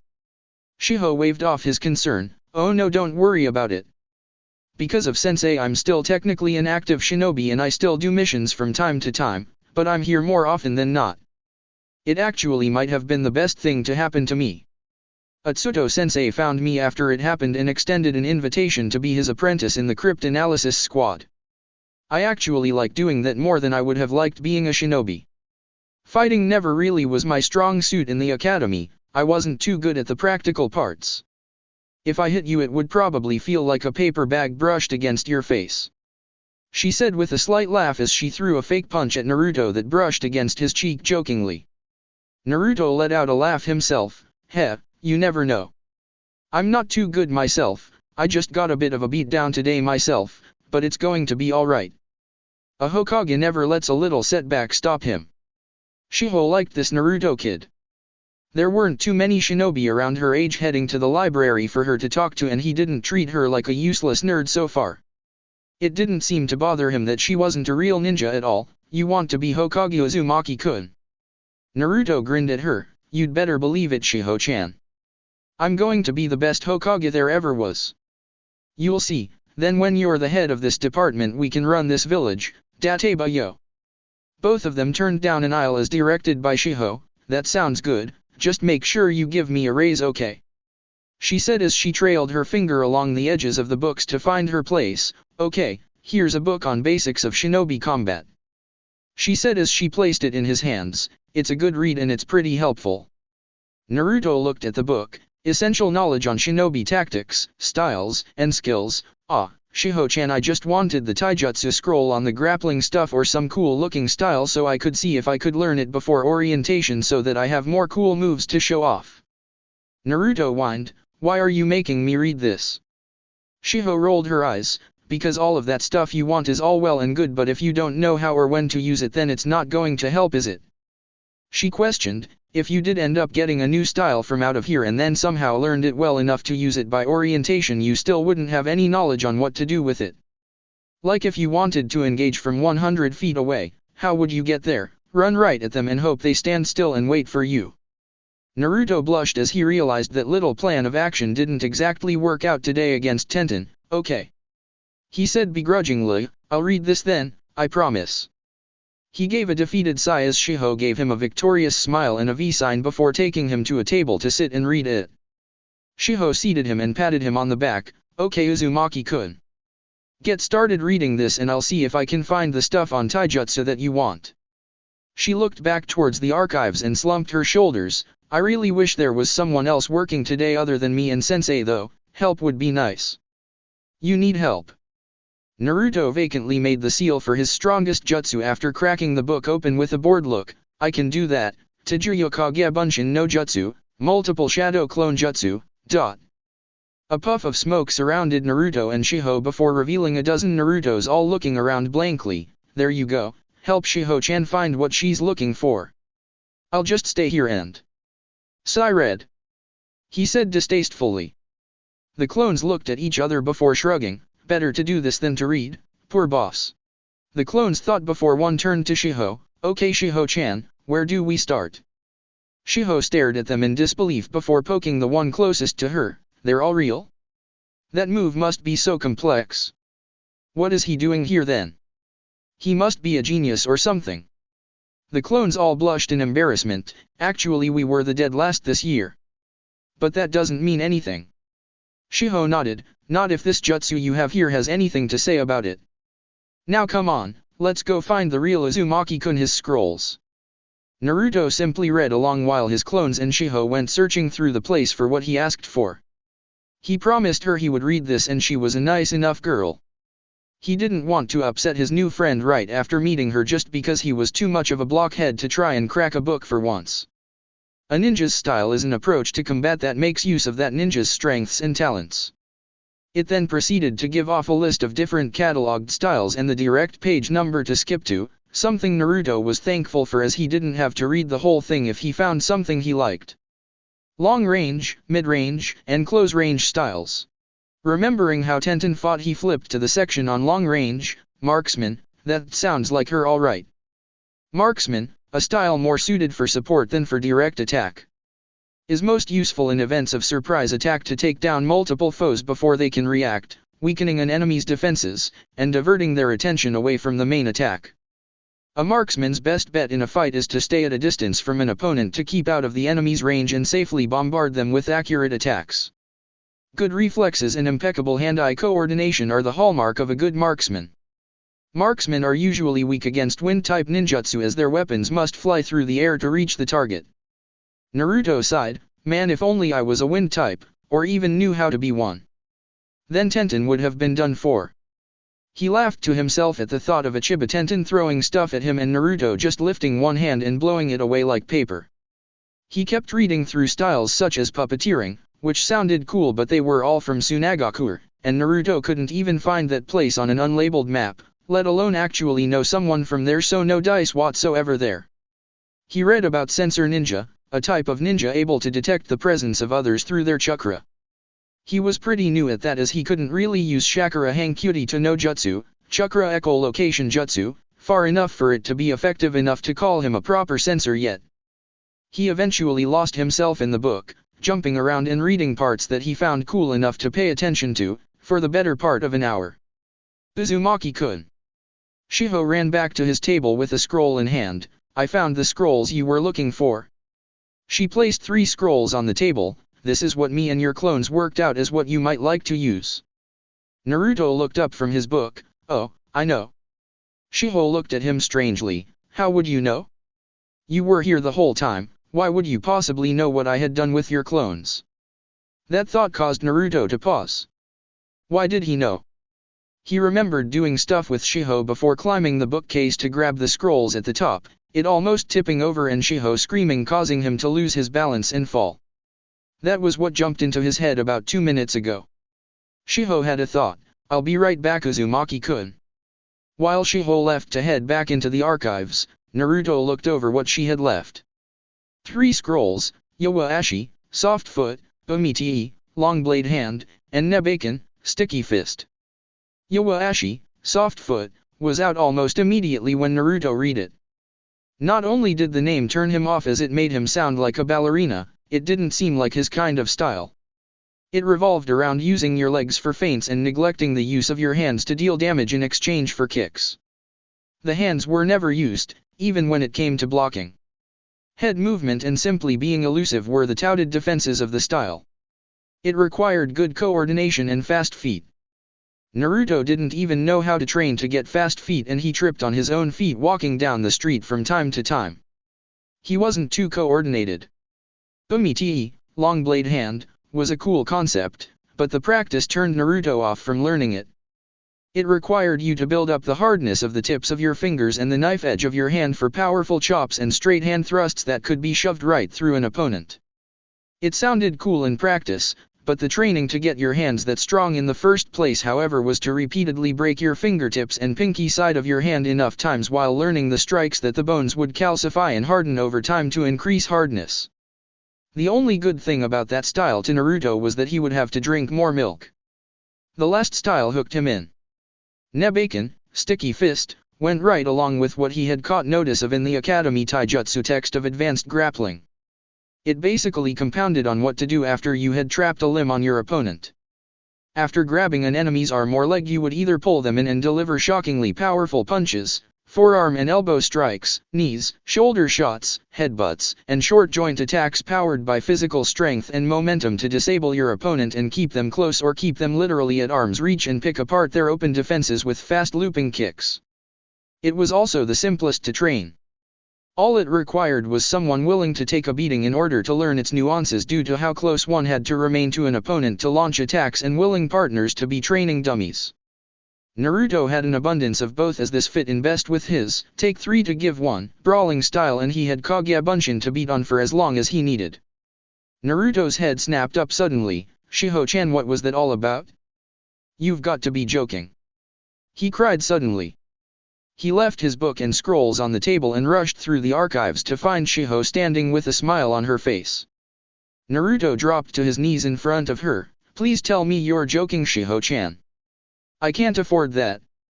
Shiho was fighting hard to keep from laughing out loud. I can't afford a 30,000 ryo fee for library use. Shiho broke down and started laughing. I'm sorry, Uzumaki-kun, it was a joke. But it did end up proving my theory right. How did you know I said that? I was all the way over here. You told my clone, didn't you? Naruto said plainly, as if it was unimportant. Shiho just stood there counting the seconds until it hit him what he had just said, and realizing that him being his years dead last might not be so unfounded. Wait, you told my clone. How did I know about it? Sheesh. Shiho said, trying to settle him down. I don't know, but you obviously get your clone's memories after they get dispelled. Do you know what this means? Naruto shook his head, and a shine reflected off of the girl's glasses. You could read like 7 books at once as long as you use you clones and still get the information they got from it. Naruto's face lit up. So I can make my clones read these books while I train and do actual cool stuff. Shiho nodded. Yada.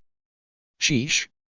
The sounds of others audibly shushing Naruto erupted from all around the library, breaking Shiho into a mess of giggles as Naruto apologized quietly. Make some more of those Kage Bunshin, Uzumaki-kun. There's so much you need to know before you become an active ninja. You won't be a dead last by the time I'm through with you. Shiho grabbed onto Naruto's wrist and swiftly dragged him through different aisles, loading him up with books. He had to wonder what part of her wasn't conditioned to be a field ninja, because she was dragging him and half a dozen books around the place like they were weightless. Chapter 3, The First Day of the Rest of Your Life. Disclaimer, I do not own Naruto, and unless I missed a gift stashed under my tree in the form of legal documentation that more or less summarizes to, Kenshi 618 now owns Naruto effective immediately, I don't think it's in the cards this year. Oh well, next year's always up for grabs. Santa better pay what he owe. Chapter 3, The First Day of the Rest of Your Life. Naruto had been frequenting the library pretty much every day with a few clones. He wanted to make enough to fill the library with them, but both Itsuto and Shiho weren't going to tolerate a library full of Narutos when only one was more than enough to raise a ruckus and cause a disturbance, thus forcing him to keep the clones at a minimum, usually around 6. Naruto pitted his clones. Shiho had them reading the books she picked out to help him along in his knowledge as a shinobi.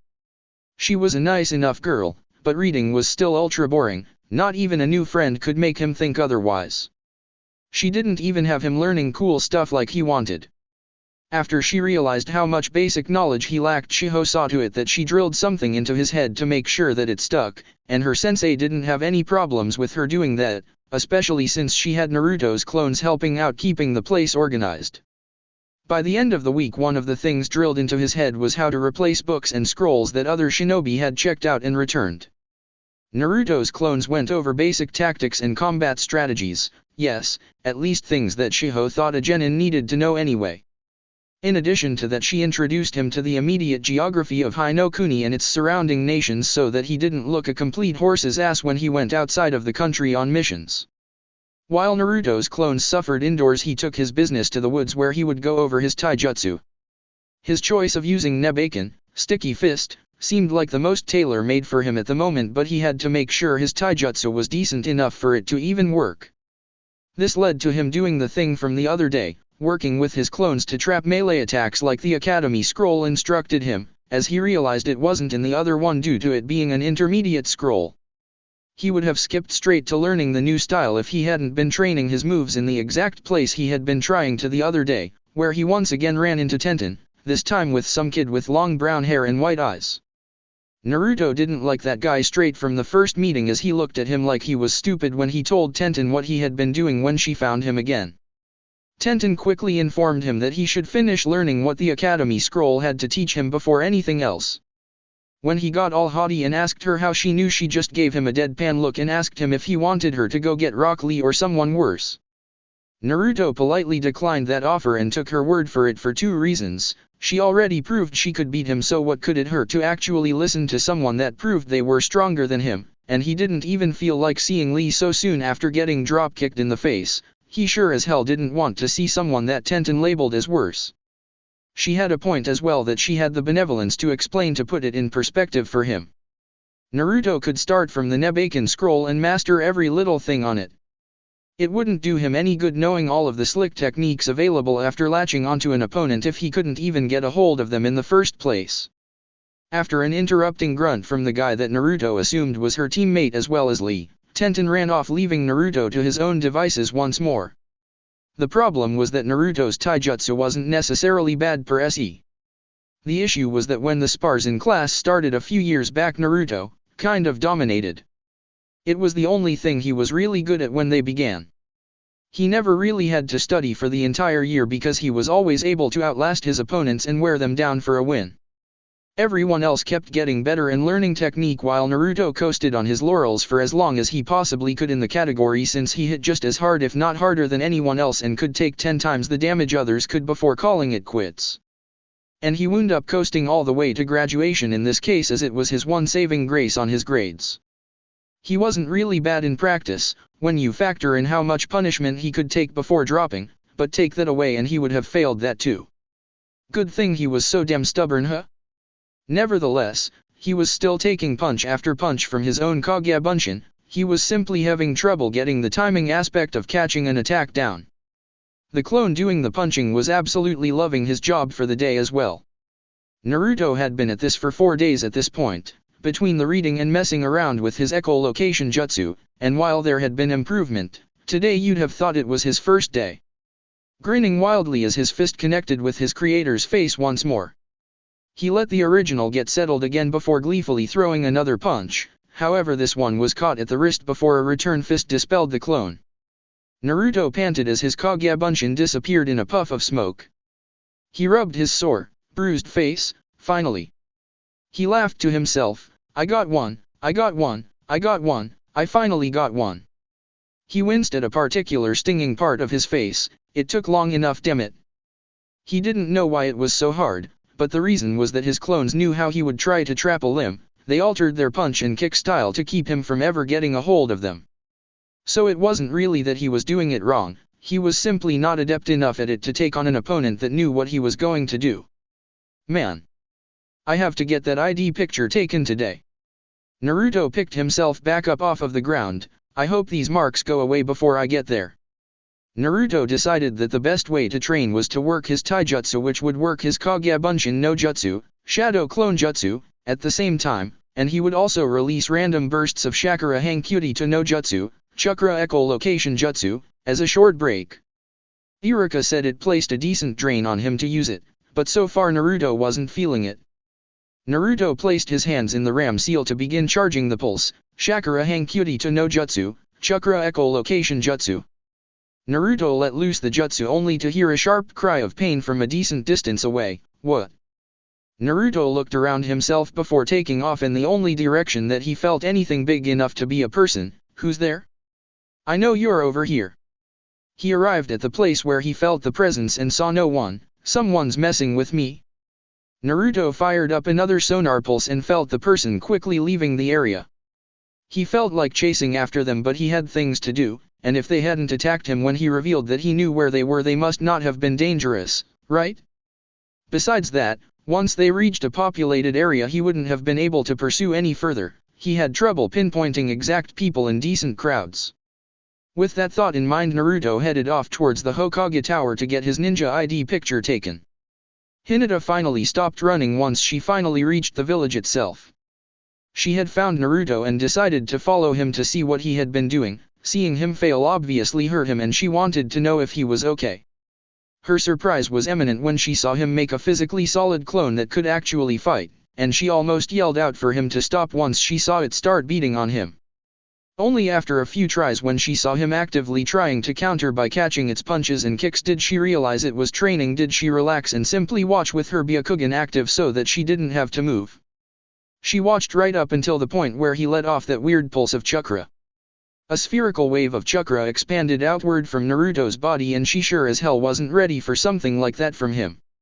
From her point of view, when it hit her eyes, it felt like the strongest camera flash she had ever felt in her life, and she had to cry out in unexpected pain at the sensation, which tipped Naruto off to her presence.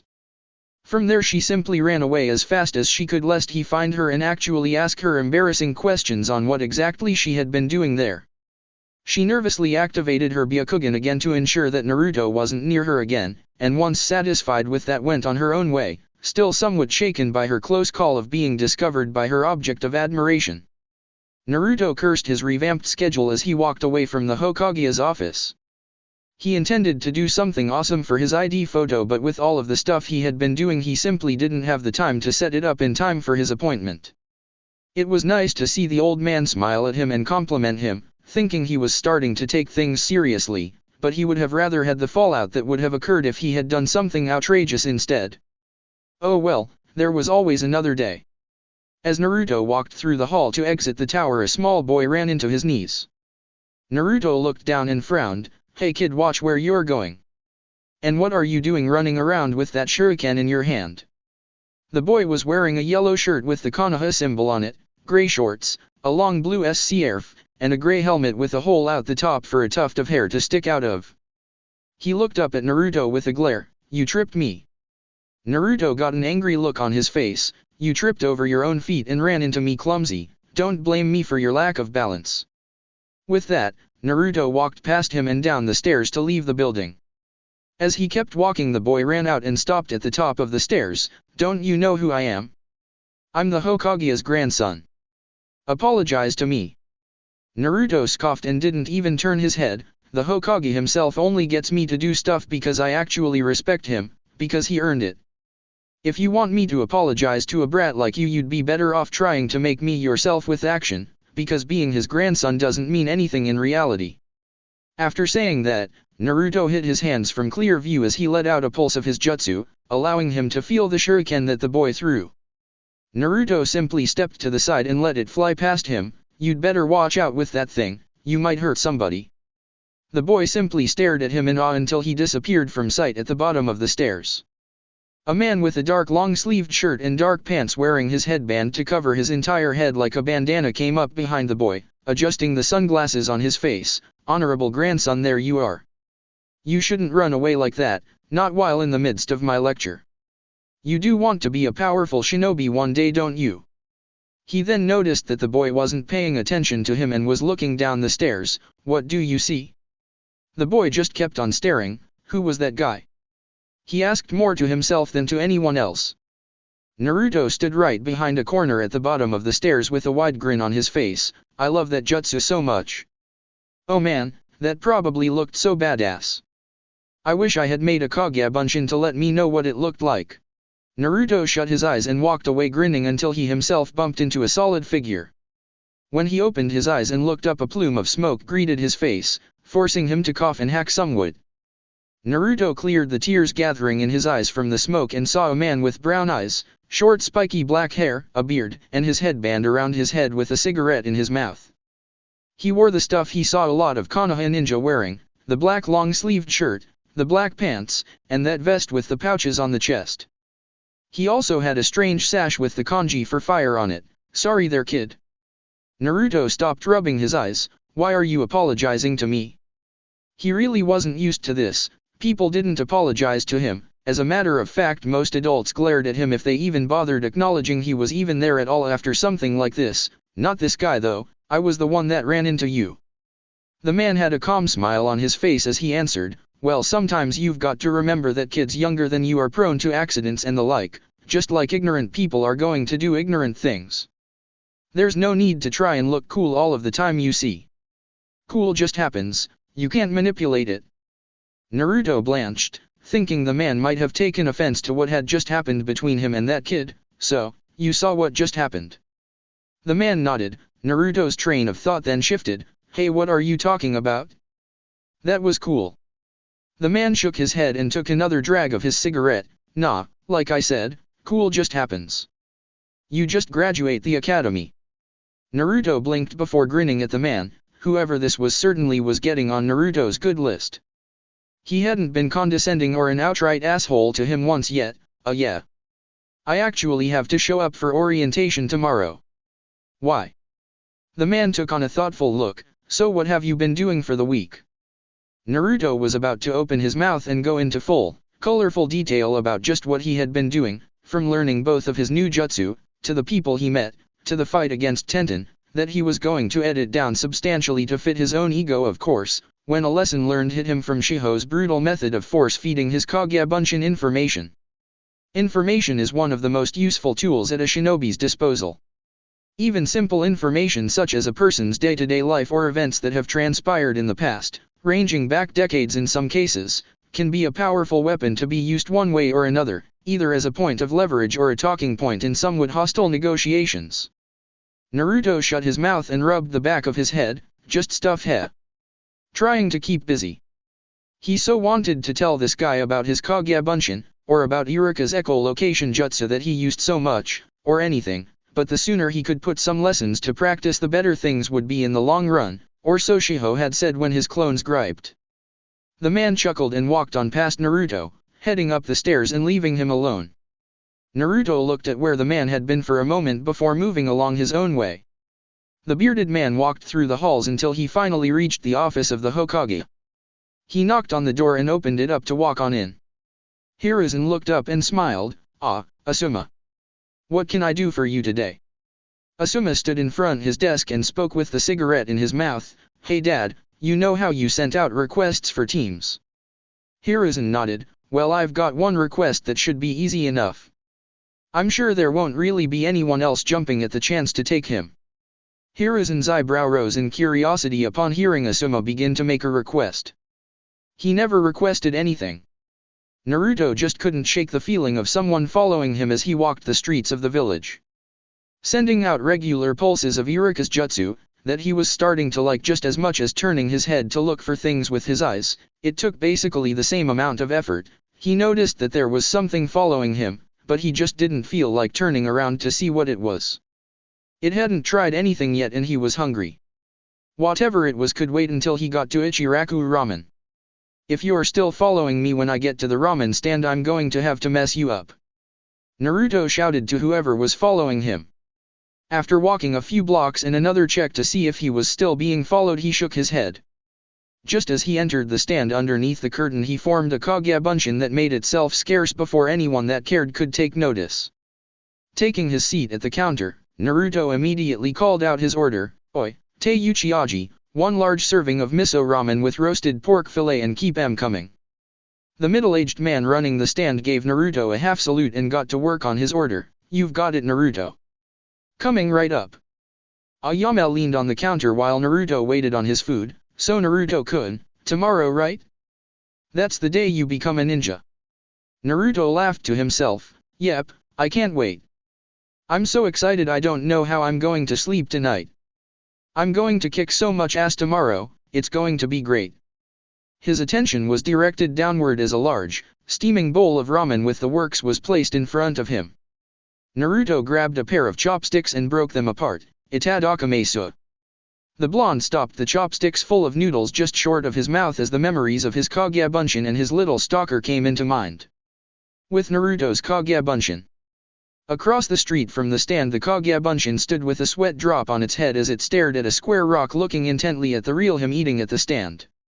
Naruto kicked at the rock twice and deepened his sweat drop when it scuttled away from him a few feet before continuing to watch the real him. Rocks aren't square, Naruto said absently. Upon hearing his voice the rock abruptly turned around before being thrown off to reveal the little kid he had met at the Hokage Tower earlier. Why have you been following me for so long? Can't you see it's chow time? The kid pointed at the clone with a shaky, accusing finger. How can you be over here? You're supposed to be over there.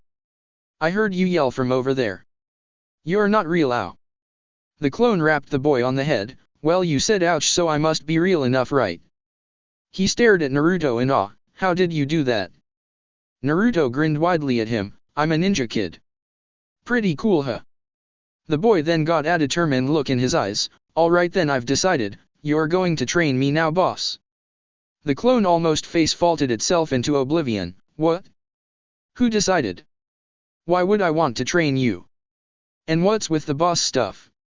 I'm calling you boss because you're going to be training me, and I've decided on you because, well, you're awesome, boss, and this thing with the making two of you as well as being able to discover my location just proves it, correct?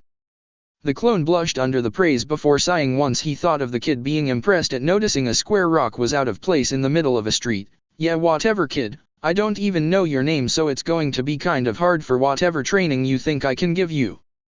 Besides, don't you have a teacher already? Kano Amaru. The boy mumbled facing the ground. My name is Kano Amaru. His head snapped up abruptly, but no one ever calls me that. It's always, honorable grandson, even though my name should be easy to remember. No one ever sees me for me, they only just see me for the things that my grandfather did. I want people to acknowledge me. Naruto frowned as he heard the boy explain himself to him. It was kind of like him. People seemed to prefer to pretend that he simply didn't exist and he had no clue why. At least Kano Amaru had the luxury of already knowing what it was they saw when they treated him that way, and it wasn't so negative. Still, the kid strangely reminded him on himself, especially at that age. He wished he had the balls to go up to someone and ask them to train him though. Alright. Clone Naruto sighed, but there's not really anything I can teach you. He scratched his head. Well, there's one thing. It could work for you and it seems to be effective on most of the people I use it on. The clone thought to himself, boss doesn't need to actually go do this himself, does he? Well. Kano Amaru asked excitedly once he realized that Naruto was going to teach him something. Naruto patted the boy on the head. All right. The jutsu I'm going to teach you requires you to do quite a bit of studying. Come on, let's get started. With Naruto. That didn't really work out so well for Naruto's Kagebunshin. Naruto sighed and made a bunch of Kagebunshin. Go with the kid and stay hidden except for one in case you get dispelled again. This might be a really long day.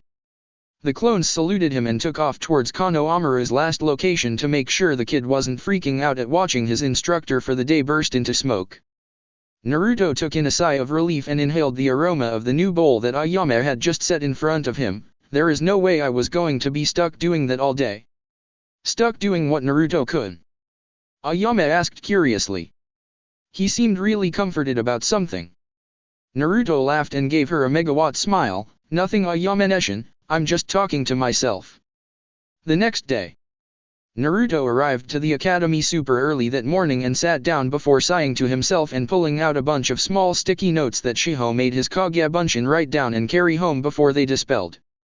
Yesterday had been very troublesome for the existence of realistic replications if the way his Kagebunshin had to deal with the stuff happening around them was any indication. Kano Amaru's attempts to go through with research for the jutsu Naruto planned on teaching him ended up in pain and anguish for Naruto's clones, even though it was always Kano Amaru that got them in trouble. Maybe teaching a kid the Warrick no jutsu wasn't the best idea in the first place? Anyway, Kano Amaru eventually got it just in time for his instructor Ebisu to show up and take him away. Flashback. Honorable grandson, it's time for you to stop associating with this rabble and come with me. Ebisu said, tilting his glasses up as he looked down on Naruto coldly from a tree limb. Naruto returned his look with a glare of his own. Guys like this are always looking at me like they have a problem. What is their deal? I don't even know who this guy is and he looks like he's trying to set me on fire with his eyes. No. Konohamaru shouted, I want to go with Naruto. I actually learned something today. Check it out, Warak no Jutsu, sexy jutsu. In a puff of smoke, Konohamaru turned into a beautiful naked brunette woman that winked at Ebisu. Hey there, how do you like my jutsu? Naruto smirked to himself, he had actually gotten it down after just a few hours of practice. Ebisu on the other hand was mortified. Honorable grandson, what kind of deplorable acts have you been coerced into by this ruffian? This jutsu is far below someone of your stature. The only guaranteed way to achieve a shortcut to Hokage is through my teachings. I'll show you the way. Naruto growled, Oi, can you forget the damn way that he looked for a second and think about what the kid just did? Ebisu stopped pulling on Konohamaru and looked at Naruto, who he had expected to say something at any minute, just not something like that. He expected a challenge to fight or something. But hearing this boy perceived as a dead last have anything to say to him irked his ire. Oh, and what would that be, besides making himself a public nuisance and besmirching his name in your tasteless influence? Naruto's eye twitched. He so wanted to fight this guy and show him what was what, but he promised too many people he'd stop acting like a bother and getting into a fight with another person so soon after being scolded for it wouldn't bode too well for him.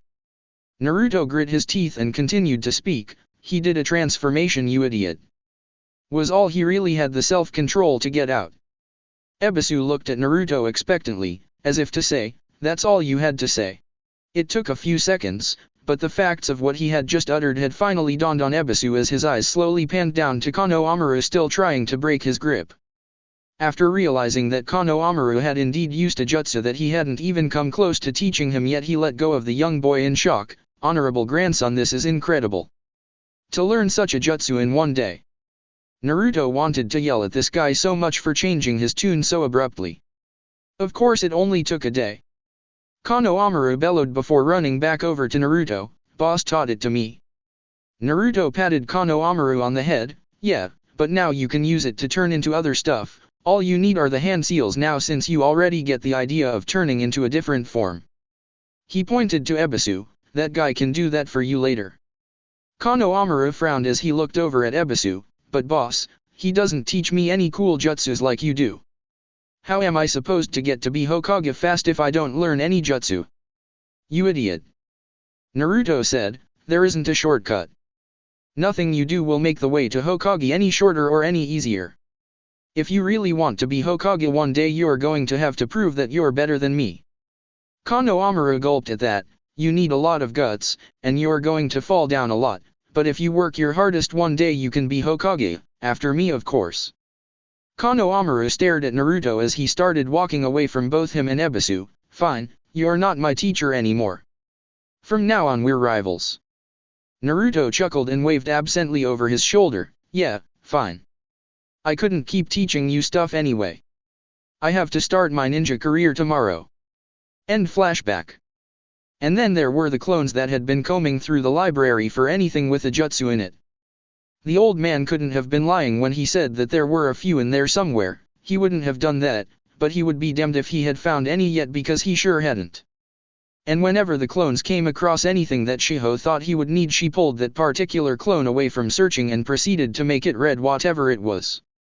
She kept on claiming seniority over him to get the clones to read what she told them to, and accentuated the fact that he would have to learn how to take orders he didn't like, so he might as well get used to it. Poor clones, better them than him though. Hey. Naruto looked up to see a boy with black hair and a ponytail giving him a pineapple look, looking at him lazily. What are you doing here, Naruto? This is for students that graduated. Naruto flicked the metal on his headband around his forehead. He still wore the goggles as well, just around his neck. He might need them at some point, so why not? You see the headband, Shikamaru? That means I'm a ninja just like you. Ugh, troublesome. Shikamaru rubbed his neck before going off to find his own seat, leaving Naruto back to his own devices. Hinata's breath hitched in her throat when she saw Naruto sitting in class. Naruto couldn't pass after all. I'm so glad. However, she still really hoped that he hadn't caught on to her tailing him the other day. Ha! Take that, Ino pig, I got here first. Naruto turned his attention to the top of the stairs where he saw an out-of-breath Sakura and Ino. Sakura looked down to his level and put on a sweet face. No way, is she looking at me like that? When Sakura began moving his way, he took a chance that he probably knew the results of beforehand, standing up to greet her. Hi there, Sakura-chan. Get out of the way, Naruto. Sakura bowled him over and moved directly to the seat beside him. Good morning, Sasuke-kun. She pleasantly greeted the boy in question seated directly to her left. Naruto picked himself up off of the ground as a bunch of the girls in class began fighting over who was going to take that seat. What the hell was that for? Shiho says being nice to girls will get them to like you, and she hasn't hit me once all week. Sigh, I just don't get girls. Naruto leered over at the object of all of the commotion, one Sasuke Uchiha. Naruto smirked to himself. It was only a matter of time at this point until he could go and prove that he was better than Sasuke was. Let Mr. Popularity there enjoy his last day as top dog. Once things got going, Naruto would be the one seen as the best. With that in mind, Naruto took his seat and went back over the notes that he had placed in front of him on the desk with much trouble to his attention span due to the harping on by all of the girls around Sasuke. Seriously, how could that bastard keep a stone face in the middle of that? He had to have nerves like a river stone to not let it show that it was bothering him one way or another. What are you doing, Naruto? He looked up to see a boy in a hooded parka with fur lining the edges. He had red marks on his cheeks, rather feral features, and a little white puppy on top of his head. Why are you studying? That's kind of the opposite of what you should be doing here. School's over now. Naruto chuckled nervously. Well, a friend of mine just wanted me to go over some stuff that was supposed to help me out. Nothing big. How was he supposed to say he had clones running about the library every day this week going over things? That would have probably made him a laughing stock. Kiba grinned, showing off sharp canines. Well, you can study all you want to, it doesn't matter. Me and Akamaru are going to blow right past you, whatever it is they have us doing now. Right, boy? A yap of affirmation from the puppy on his head sounded out. Naruto stood up out of his seat and held up a fist. Yeah, right. I'm going to get out of here and hit the top in record time. Then you can all tell your children one day how you were in class with the new Hokage. Hehe. They don't let class dobes be Hokage. One random boy shouted out, engulfing the whole room in laughter. Shut up. Naruto barked back. I could probably beat anyone in this room right now. Could he? Yeah, he could. He knew none of these guys were as good as Tenten was. He had been training all week and he was sure no one else had done anything, and he was Uzumaki Naruto. He was that awesome. Of course he could. None of that stuff is going to matter once we get out of here and the missions start. We're all genin now. Well said, Naruto. Iruka said as he entered the room with a clipboard. You're all as of this day forward official shinobi of Konohagaku no Sato. You are all expected to carry out your missions to the best of your ability for your home and for your comrades. I just want to say that I am proud of you all and that I wish you all luck in your future as ninja and kunoichi of our village. He gave his short speech a moment to sink in before clearing his throat. Now I'm going to begin the announcement of the squads formed for the duration of your tenure as genin. This got everyone in attendance's collective attention. All of the would-be Jonin sensei were in the office of the Hokage looking through his crystal ball at all of the rookies. Hiruzen looked at Asuma, who had foregone the cigarettes due to the room being so crowded. Is there any particular reason you asked for the addendum to your team, Asuma? Asuma smirked when all eyes fell on him. Trying to put me on the spot, huh, Dad? Alright, I'll explain it afterwards. Iruka continued listing off names on his clipboard. Team 7 will be Akimichi Chuji, Harano Sakura, and Uchiha Sasuke. Your instructor will be Hatake Kakashi. Shan Naro. Sakura exclaimed after hearing her team. Take that, Ino pig. True love conquers all. Ino placed her cheek in her hand in a dejected fashion while Sakura continued to celebrate.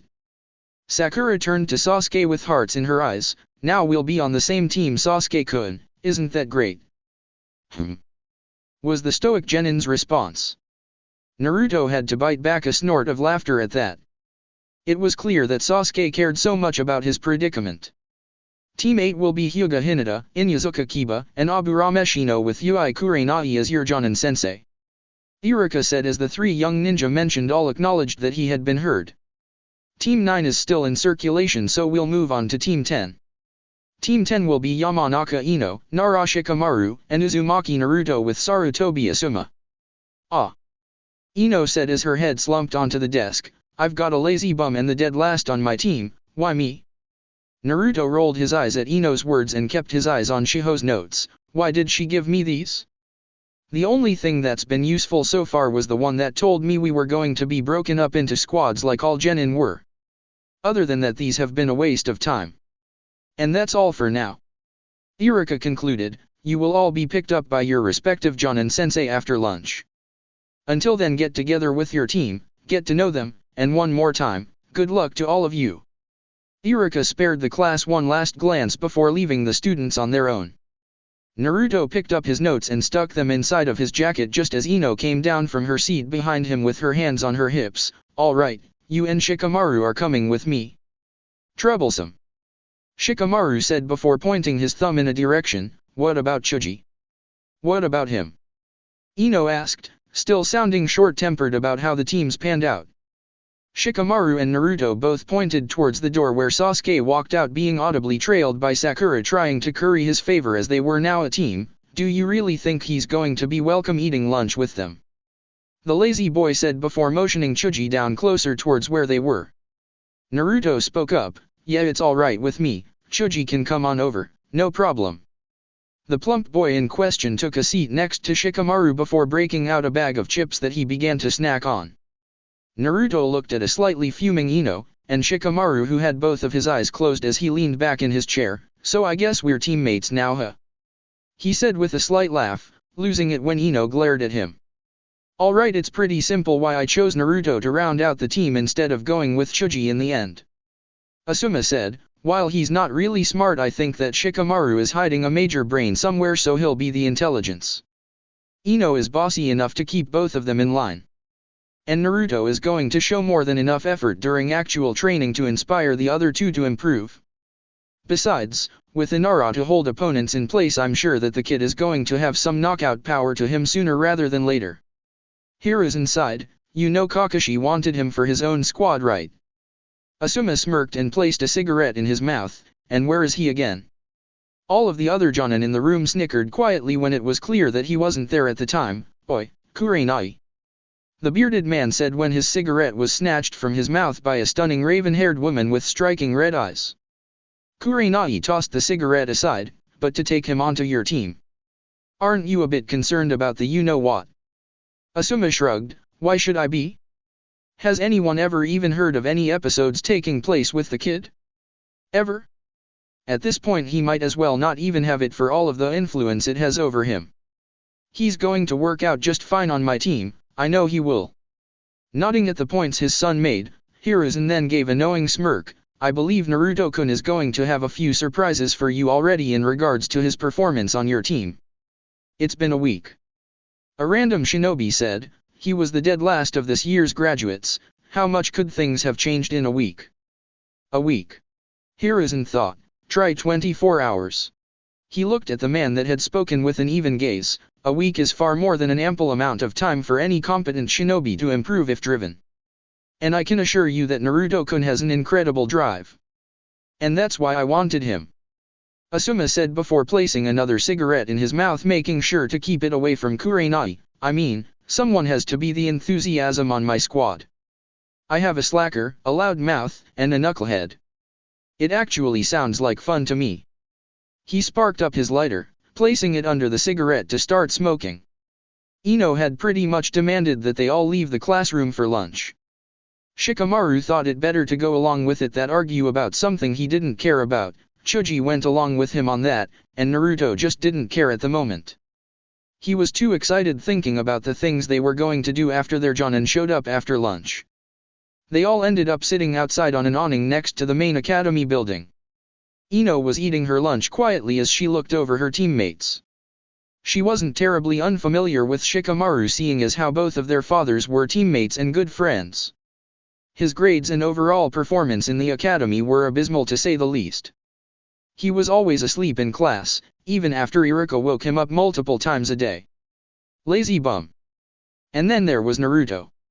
He wasn't a lazy ass like Shikamaru was, but his grades in the academy were even worse than his were. He consistently failed even when he would show up, and he spent almost as much time sleeping as Shikamaru. He was the slowest to get all of the jutsu taught in class down, and he couldn't even do Bunshin no Jutsu, clone jutsu, by the time of the graduation exam. How the hell did he pass anyway? She was cursing out Kami in her head for giving her such a bottom-of-the-barrel team to work with. This was going to be terrible. Naruto wasn't even eating, he didn't have lunch with him anyway, he was simply grinning madly about finally being a ninja. He had his own team and a cool high-class Jonin to teach him how to kick even more ass.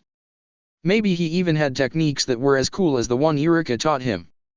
He didn't mind his team too much. Shikamaru was an alright guy, and Ino was bossy, but it wasn't anything he couldn't deal with, he was certain. Shikamaru wasn't really thinking about either of his teammates at all. He knew enough about Ino to know that she was going to be troublesome, but he knew how to handle her. Naruto on the other hand was just going to flat out be troublesome. Nothing he did or could think of would change or lessen that, so there was no need to waste the effort trying to deal with it. He was more concerned with Chuji on Team 7. He hoped his old buddy would be alright on that team, but then again Chuji was strong. He knew he would be fine. Alright. Ino stood up, I need our team to blow everyone else's out of the water, especially Forward Girl's team. Naruto nodded fervently in agreement, yeah, I need to wipe that superior look off of Sasuke team's face anyway. Don't worry, I'm right there with you, Ino. Ino glared at him, confusing him. Why was she upset? All he did was agree with her, Baka, you can't beat Sasuke-kun. He's the best genin in the entire village. She really hadn't been exposed to very many real ninja, had she? Well, he hadn't either until just this week. Naruto snorted, my ass he is. I've met some of the other genin in this village. If Sasuke team can beat those guys here and now, I'll eat my goggles. Ino fumed at Naruto's claims of Sasuke's false superiority while Shikamaru sighed, Ino, isn't that counterintuitive to what you just said? You just said to beat Team 7. Well, Sasuke is on Team 7, so you're getting mad at Naruto for agreeing with you. But then again, I don't know why I care, this whole thing is troublesome. He looked over at Chuji, you might have been better off seeing if your team would actually eat with you, it would have to be less trouble than this. It's alright, Shikamaru. I don't mind. The agreeable, portly boy said as he popped open a fresh bag of chips before noticing that Naruto hadn't eaten a single thing since they got there. Chip. He offered to the blonde boy. Naruto noticed he was talking to him and smiled at him, thanks a lot, Chuji. Naruto reached in and grabbed a few before Chuji gave some to Shikamaru as well. All three boys were seated and munching on chips while Ino was crying over her rotten luck. Naruto grinned at her, it'll be fine, Ino. Stop worrying about it. I'm sure Shikamaru isn't as lazy as he seems when something important actually happens. The girl had to admit, he was right. He did graduate just like everyone else did after all, and what about you? Ino replied, running a hand through her light blonde locks, he might be able to get himself up for when big stuff happens, but what about you? You can't really turn stupid off like that. She knew Naruto failed on the other hand. Everyone did, it was so evident on his face when he came out of the academy that day. Why was he here? No one told her that. Naruto gave her a deadpan look, yes you can. Ino raised an eyebrow at him, no you can't. You just can't fix stupid Naruto. Yeah, you really can, trust me. Naruto insisted. Damn, he knew he was bad in the academy, was it really that bad? Ino didn't even believe in him enough to think he was useful in a real situation. As far as she was concerned, Shikamaru was more useful in a high-stress situation. That was a heartbreaker, it's called a library, Ino. That place was pretty much invented so that stupid people could fix being stupid. Ino almost dropped her jaw at hearing that. Shikamaru actually opened his eyes to stare at Naruto in surprise, and Chuji actually stopped eating to gape at him, you go to the library. All three of them said at the same time. I sure do. Naruto said rather proudly. If it was able to get that kind of a reaction out of them, then he must have been doing something right, every day since graduation. He neglected to mention that he was more or less tricked into going once by the Hokage and then basically guilt-tripped into returning by Shiho. Still, after you get used to it, the library isn't really a bad place at all. Kind of boring though, but Shiho's company made even that manageable. No way. Ino said in disbelief. The dead last that never even cracked a book to study for all of these years went to the library all this week in his own free time? I was barely under the impression that you could even read. Naruto frowned. That's mean, Ino. He was starting to get tired of all of the cracks at his intelligence. No, he wasn't smart, but there had to be someone out there stupider than he was. It was a basic law of the world, somewhere out there someone had to exist dumber than him. Ino stopped trying to antagonize Naruto. Shikamaru cut in, getting tired of hearing Naruto be grilled over this. If he did, he did. It couldn't be a bad thing that he went all week. You should actually be happy about it. Ino blinked at Shikamaru before turning back to her fellow blonde. Well, it's not like I'm mad at him for doing it, but why? Didn't you have anything better to do for the rest of the week, like hang out with someone? Come to think of it, she never really saw Naruto anywhere with anyone. Shikamaru was at least usually with Choji. Naruto shook his head. Other than play pranks, I really didn't. All I had to do was train and go to the library because I promised not to pull any more pranks. Unless someone gave him a seriously good reason to do so. Luckily for everyone, no one gave him a reason to do so yet. But he was feeling the pent-up need to vent in a pranking fashion on someone, and Kami helped the poor bastard. He decided to unleash it on. Training too. Ino said. Naruto trained. Since when did Naruto actively train without being directed to by someone? He barely did it when Iruka had everyone doing things in class. Yep. Naruto grinned reassuringly at her before sticking out his fist. So like I said, everything's going to be just fine. We got through the academy in one piece, we can handle anything that gets thrown at us, right? Shikamaru looked up at Naruto before smiling to himself. It's going to be totally troublesome already, I can just feel it, but you've got it, Naruto. We can handle whatever. Naruto looked over to Ino with his vibrant blue eyes that exuded confidence before she smirked and flipped her ponytail back. Well, I suppose I have to agree, right? I mean, who else is going to dig you two idiots out of the fire when everything goes wrong? I have to be there to save both of you. I'm sure that will get Sasuke-kun to see how much better than for it I am. Naruto laughed and threw his hands behind his head. Alright then. So we're a team, right? Team 10. Team 10. Shikamaru agreed. Ino sighed. I'd still much rather be on Sasuke-kun's team though. She then perked up and winked. But yeah, Team 10. That's it for part 1. Thank you for watching and see you on the next video.